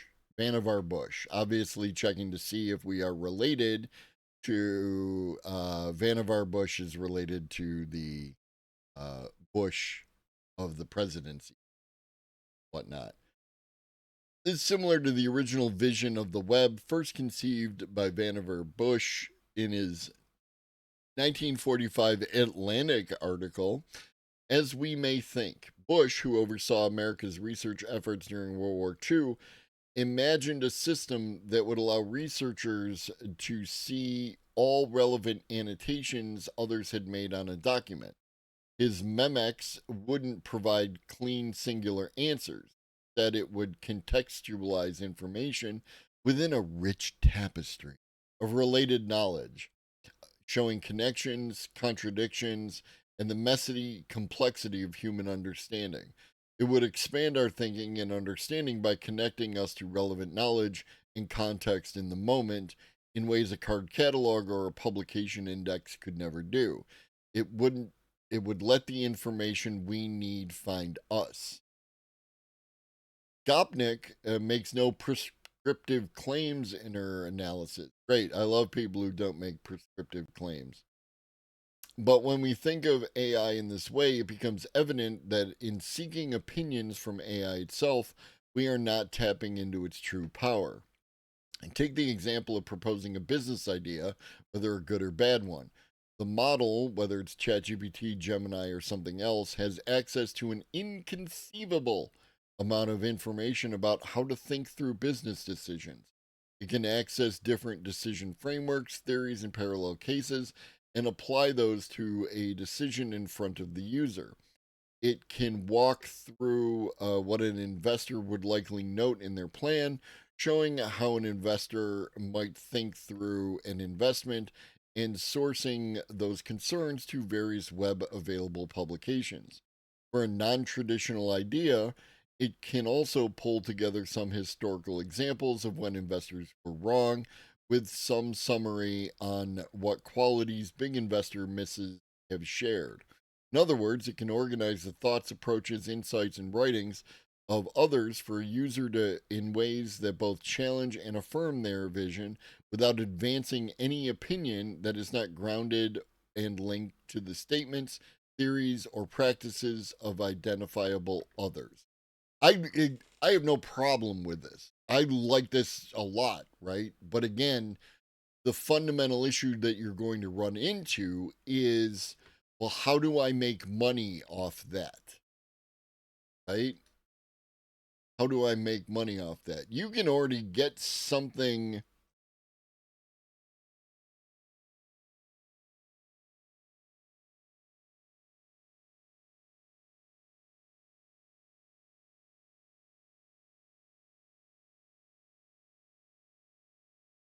Here.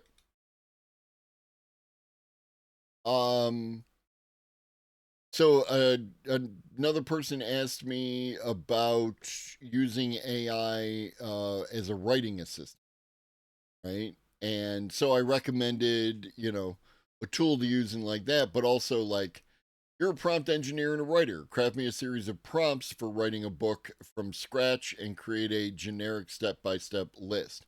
Now, it did not generate necessarily a prompt. Well, I guess it did. But you could look at these prompts in one of two ways, right? Because prompt is not something that's just related to AI. People use writing prompts all the time, right?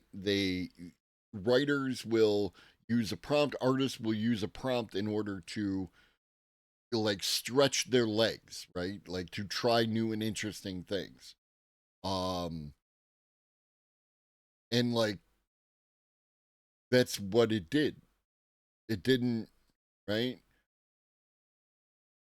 The closest to sycophancy it got was embarking on the journey of writing a book is an exciting endeavor. This guide provides a generic step-by-step. That's it. It said it was exciting. That's it. And then it gave a bunch of information, prompts, the different phases of the thing. It's a whole fucking thing here.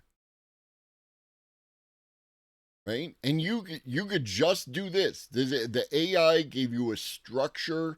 If you don't know how to write a fucking book, and you want to write a fucking book because you think you have an idea that people would like to read, this right here gets you there, right? It gives you a place to start from. You don't have to know how to write a book. You can start using this, right? And it talks about research what kind of editor you might need.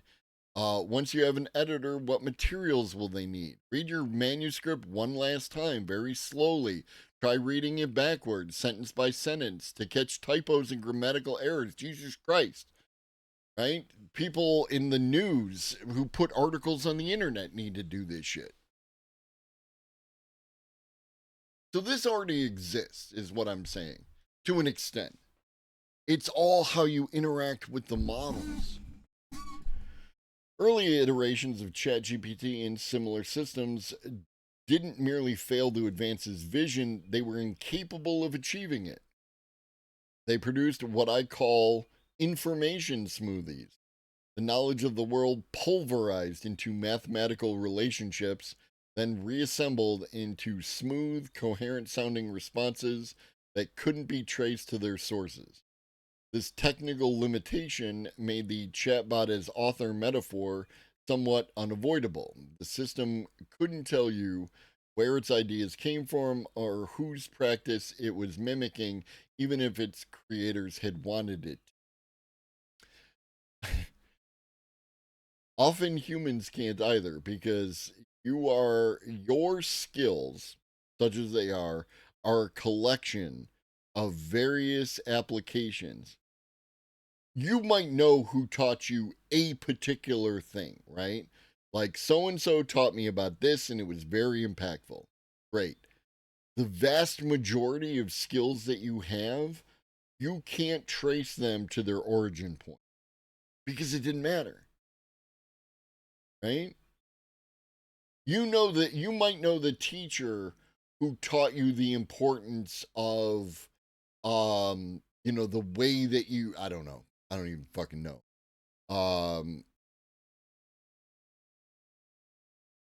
Right. Let's say you're programming, right? The importance of, setting up a proper outline and structure so that you know that you're attending to all the relevant details of a particular programming project, right? Let's say, for argument's sake, I don't even know if that's accurate, but it sounds good. But there's a bunch of sub skills in there that you might have gotten from that teacher, you might have gotten from another teacher, you might have gotten from a YouTube video, you might have gotten just from trying stuff until you found out it worked. You don't know. You just have no recollection because it wasn't that important. You know what I mean?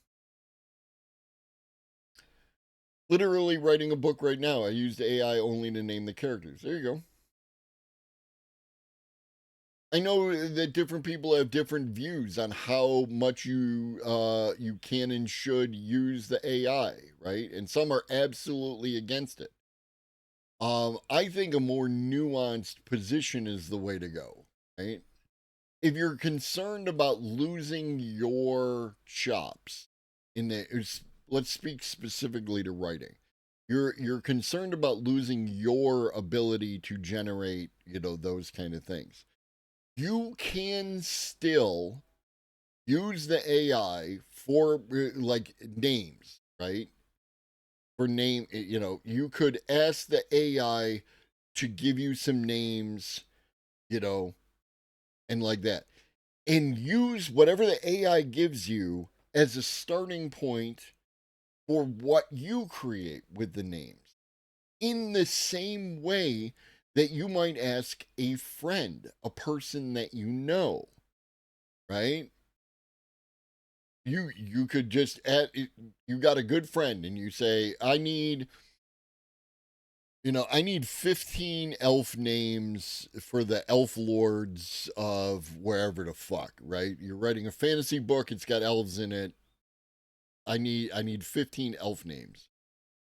Right? And they could work with you on making 15 elf names.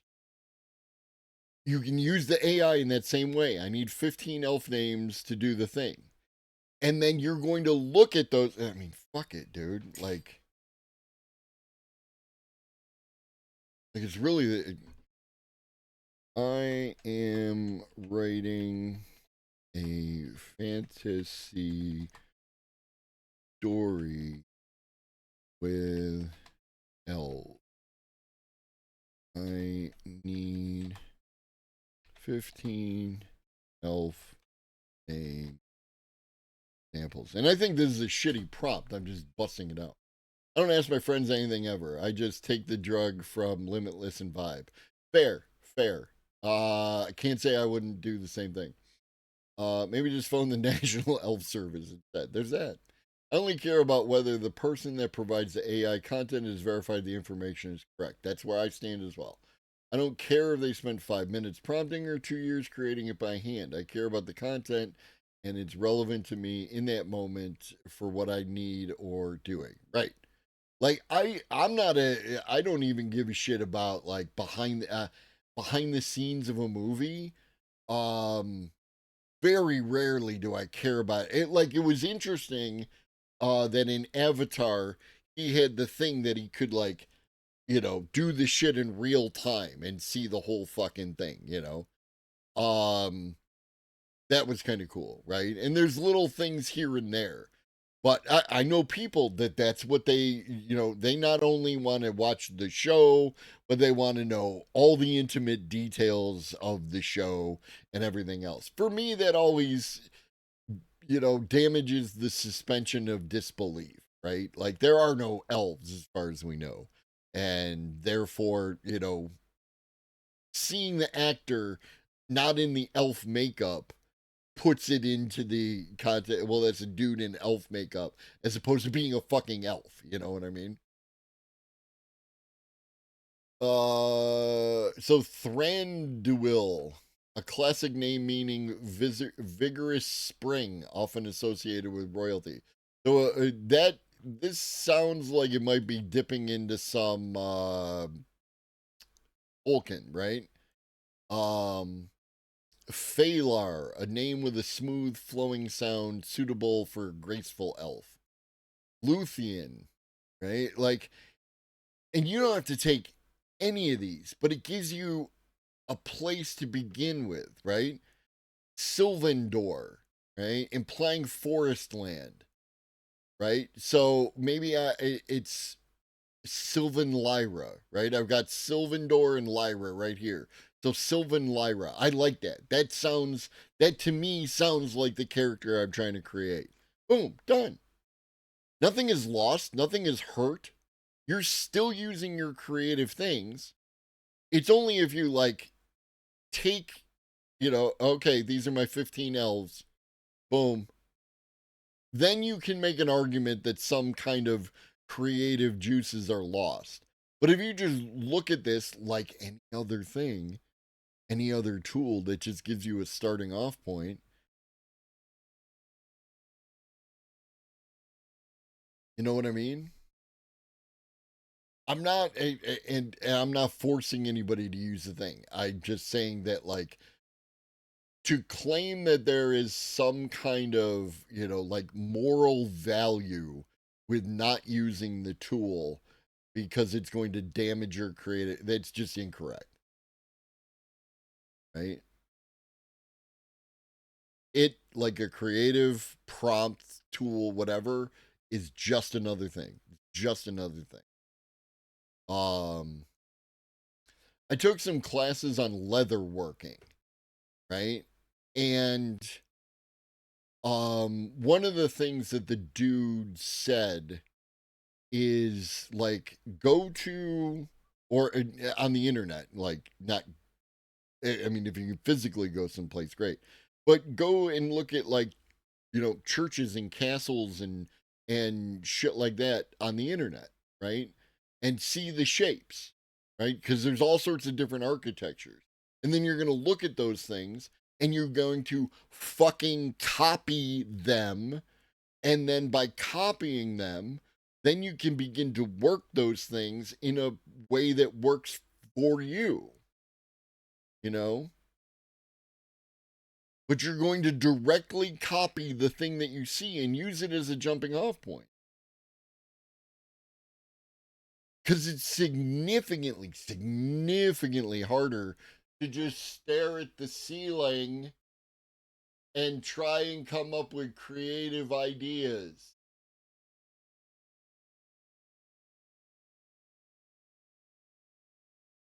It's much easier if you go and you interact with the world.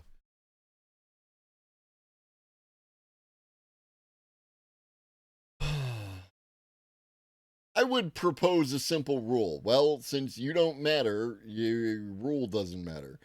No answers from nowhere. This rule is less convenient. It's not it's not convenient. You just indicated that it's impossible. But I do like the idea, right? I critiqued this fucking the fact that these links to these quotes are questionable, right? Digitized solutions definitely definitely strikes me as, you want to talk about AI slop. This strikes me as AI slop, right?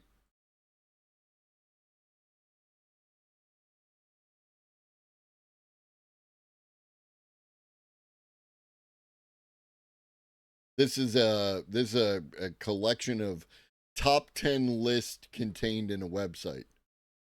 Now, humans have been doing top 10 list of whatever for as long as the internet has existed, and probably before that, right? But, the AI bad. The chatbot should be a conduit for the information of the world, not an arbiter of truth. Can it be an arbiter of facts? And this would extend even to areas where judgment is somewhat personal. Imagine, for example, asking an AI to evaluate your attempt at writing a haiku.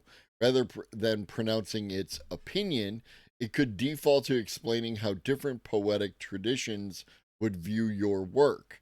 First from a formalist perspective, then perhaps from an experimental tradition. It could link you to examples of both traditional haiku and more avant-garde poetry, helping you situate your creation within established traditions.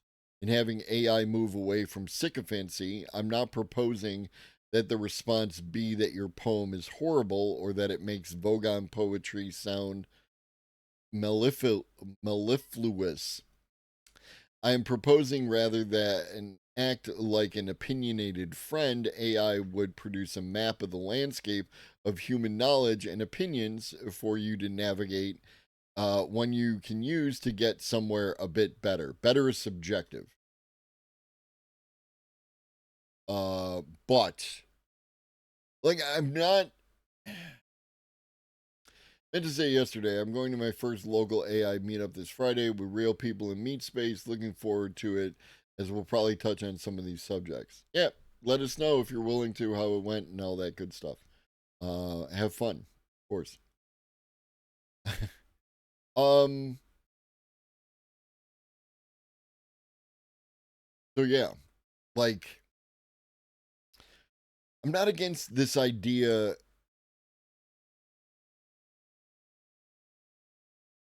But again, I feel like you can get there right now with the existing tools.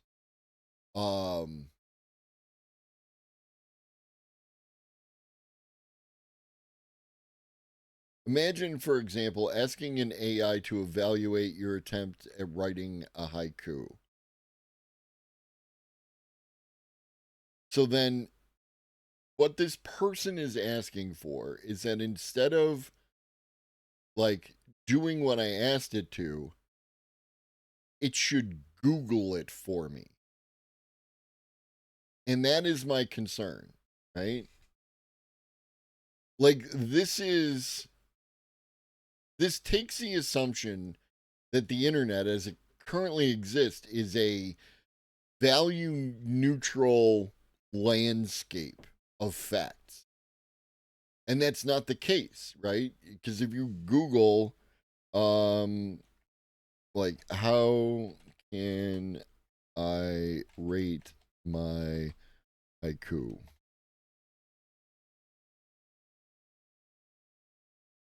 Right, and we'll skip over the AI overview. Okay, I just met you. This is crazy. Here's my number. Call me maybe. Thank you for the follow. Rate my haiku. The top result is Reddit. Do you think that Reddit's our writers rate my haiku? It could be. It could be. These could be like top tier things. Rate my haiku. 17 heartbeats, life's essence in small verses, haikus capture all. And Nate O Potato, honestly it's fine, but it doesn't speak to me. Maybe try again. Well, thanks. That was super helpful. Haiku checker. Ensure, what was that? Ensure what? Oh, this ensures that like my haiku is structured properly. Got it. So that doesn't do that thing either. GitHub pages rate my haiku. More Reddit. How to write the perfect haiku from Kate Toon copywriter. Do you see what I'm talking about? Like, there is nothing. This is more akin to what the person is looking for. Every thing that's indicative of the thing is traced back to its original source. Nick Virgilio Haiku, writeahaiku.com, the haikufoundation.org, all the don'ts of writing a haiku. It's like all here, but it's a pile. How do I rate which one of these things is more appropriate to what I'm trying to accomplish than others? Should I just put it on Reddit and hope for the best and let the randos of Reddit rate my haiku and that will determine whether or not it's good? What up, Old Lobster? Also, a true haiku, no true haiku, has some connection to nature in it. Sure, until it doesn't. Right?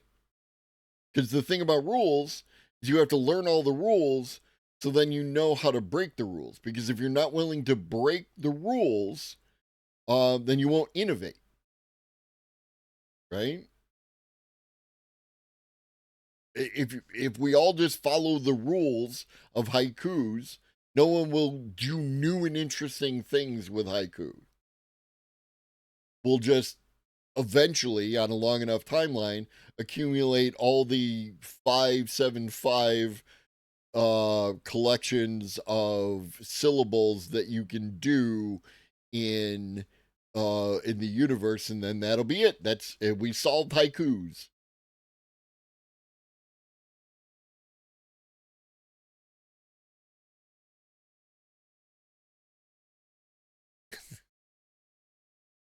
There's a good analogy in maps. Traditional maps show us an entire landscape, streets, landmarks, neighborhoods, allowing us to understand how everything fit together. Modern turn-by-turn navigation gives us precisely what we need in the moment, but at a cost. Years after moving to a new city, many people don't understand its geography. We move through a constructed reality, taking one direction at a time, never seeing the whole, never discovering alternate routes, and in some cases, never getting a sense of the place that a map-level understanding could provide. But, homie, the map is not the terrain. How about that? The result feels more fluid in the moment, but ultimately more isolated, thinner, and sometimes less human.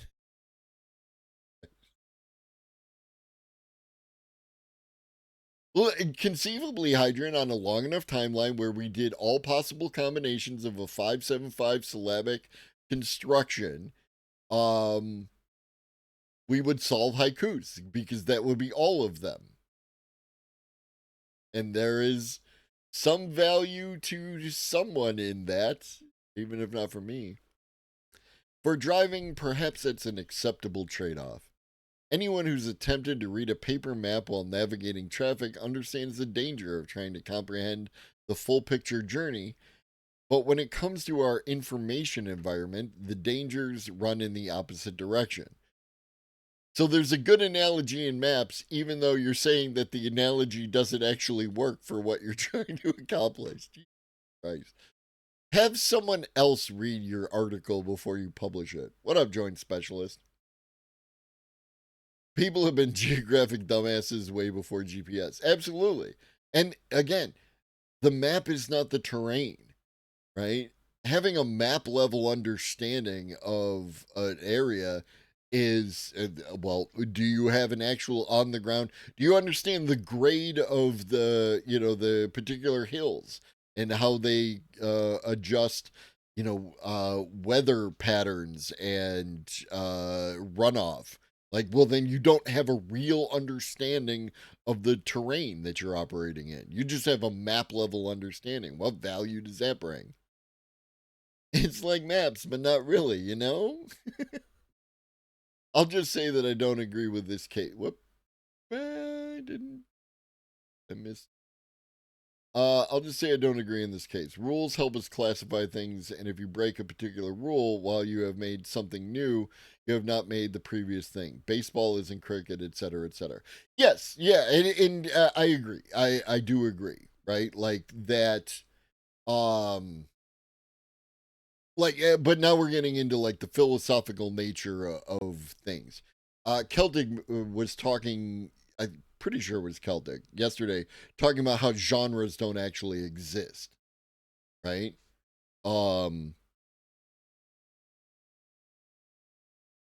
Like when I was young, there was metal, right? There was heavy metal.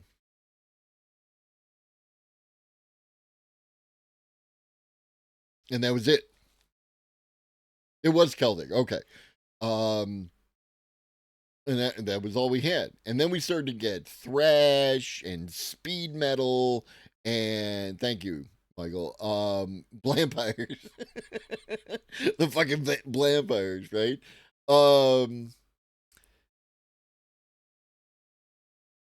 And now you have like fucking Southern Goth speed core, right? Metal genres don't exist more than the other genres. They don't. Like, but they also do, right? And this is why it's philosophical. Like there is a band. Go on Suno and run with that. I can't even remember the clever thing I just said.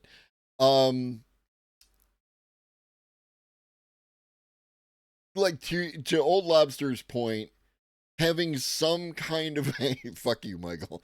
Having some kind of idea of the parameters of a thing helps us identify what the thing is. You know what I mean? And at the same time, we can kind of go like too far the other way with it.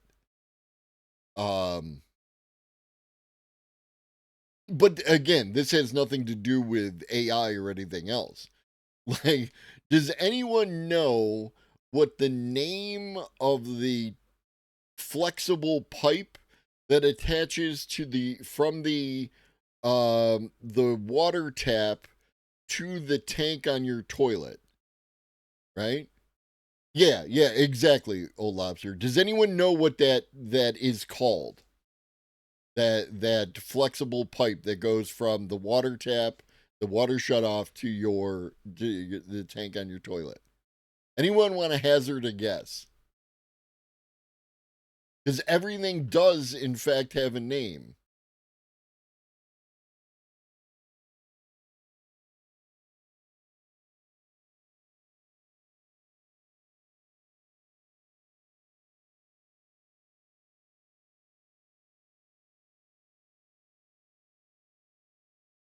And what am I thinking of?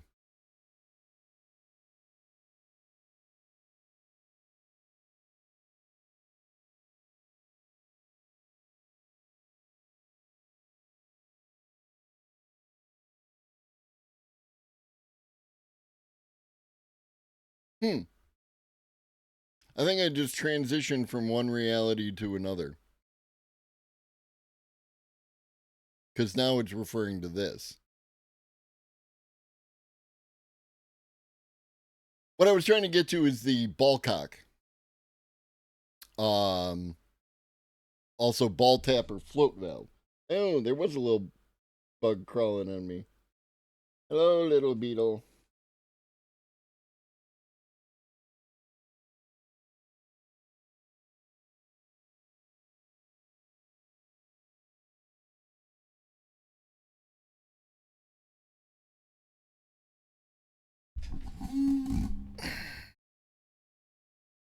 Like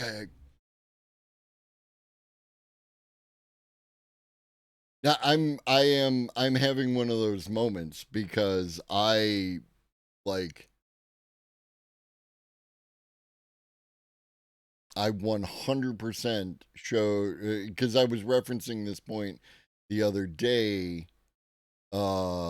related to the fact that it's called the ball cock, and it was definitely related to the supply line, right? It is a supply line, but that the ball cock related to the supply line. And now I'm in an entirely new reality, which the ball cock is something else. Yeah, okay. All right. All right. No, I'm good. I'm good. Right? Eastman 12-inch flexible toilet connector, 7/8 inch ball cock, and 3/8 inch compression. Right? This is the little one on the end there. I can't touch it because it fucking is doing other things. Come here. Come here. Right? This is the compression. This is the compression fitting. And this is the ball cock. Okay. I'm back in the appropriate reality. I do know what the fuck I'm talking about. You just have beetles roaming about your house? I mean, beetles get into the house. You're not in a hermetically sealed environment, right? And I mean, I'm not against I'm not against the fucking beetles living.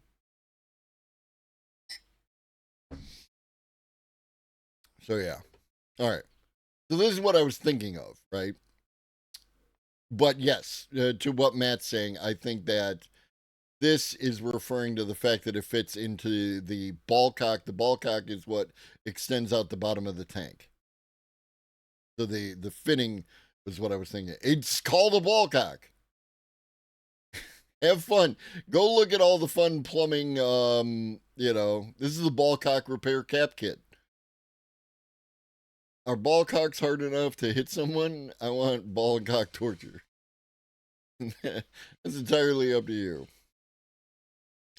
The point I was trying to go for in a clever way that completely derailed the entire fucking thing is that everything has a name, right?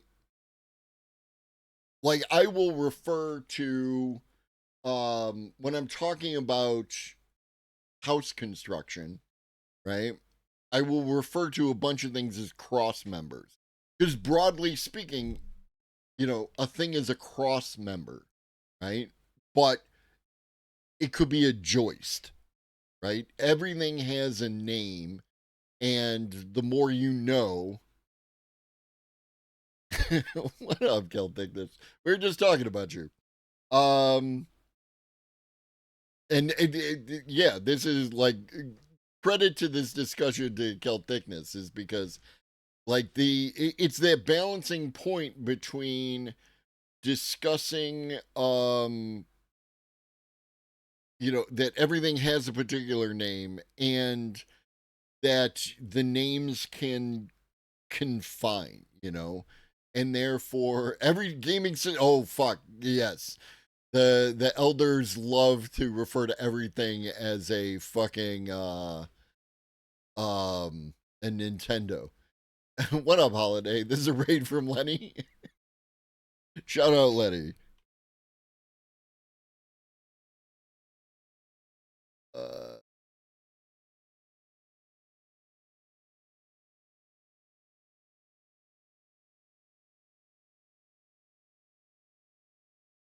Lenny gets his due respect. Lenny also one of my day ones.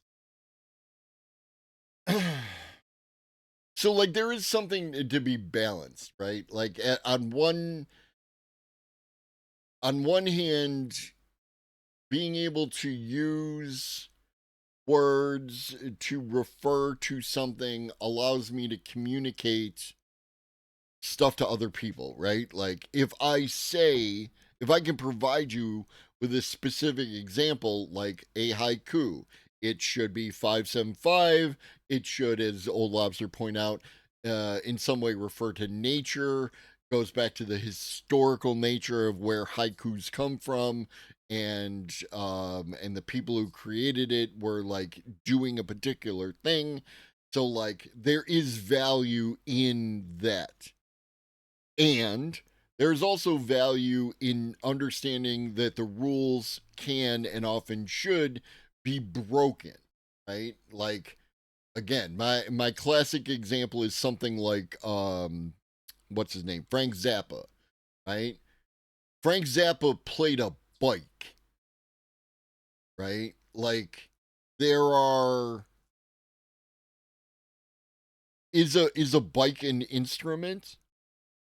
Traditionally, no, right? You would not classify a bike, and if you don't know what I'm talking about, just so you don't think I'm fucking off in ballcock land again. Zappa plays bike.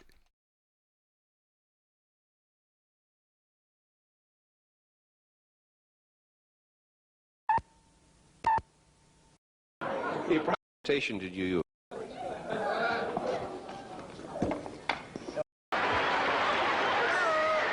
It's similar to the effect. Yeah. And then you can put the brakes on. Yeah. And Where it says 4-bar. you're completely released the net and told her to play it. Yeah. Let's get to the playing. Here we go.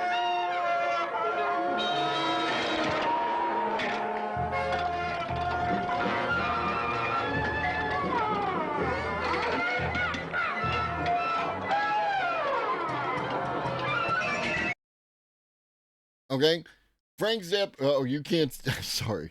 I put you through all that and didn't even show you the fucking thing.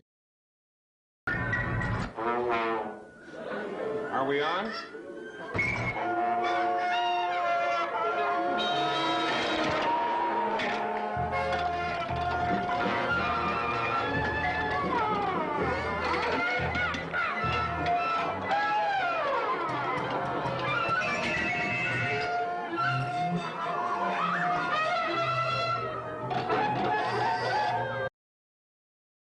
Right?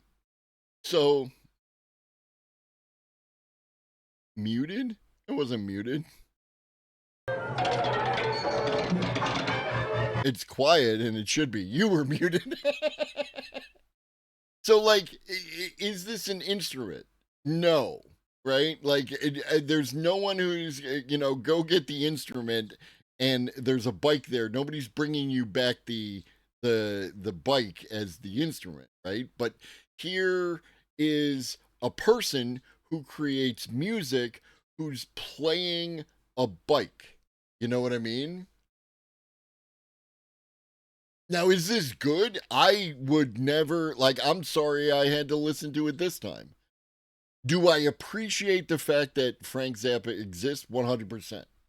100%. I just don't like listening to Frank Zappa. I find most of his music, in my opinion, like meme, Like, but do I appreciate the fact that he fucking exists to break all the rules? Right? You're right, they can be. They can be.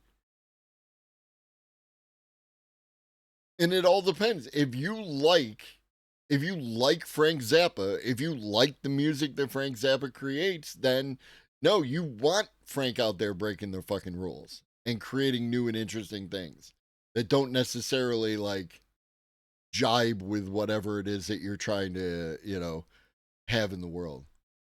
Acquired taste, right? Like an IPA. You mean it tastes like shit till I stop giving a shit, right? Like that's what acquired taste always strikes me as. But yeah. You know. Yeah, like there's a lot of cultural things that people like Frank Zappa have created. You know what I mean? And again, I appreciate the fact that they exist. Not all rules, all rules. What up, me?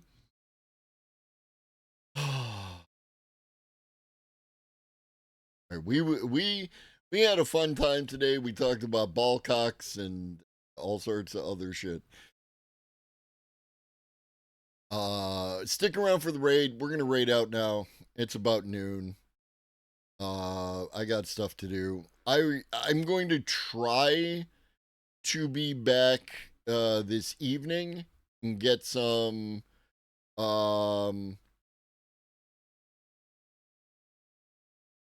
get some more of this video content done. I don't know when. I don't even know if. I have some real world stuff to take care of. Once I've finished with the real world stuff, then I will see if I can stream. So I hope to see you later. And if I don't, I will be back tomorrow at 9:30 a.m. And I will be back tomorrow evening at 5 p.m. all times Eastern with more content. If you like this, hit the follow button. You want to support the channel because the channel is supported by viewers like you. $5.99 free with the Twitch Prime. Hit the exclamation point mushroom.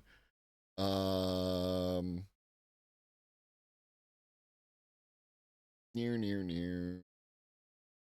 Kind of looking to see if there's someone we have. What is Chrysanthemum doing? Yeah, let me send you over to Chrysanthemum. We haven't rated Chrysanthemum in minute. All right. I appreciate everyone, who came through, participated. What up, Brad?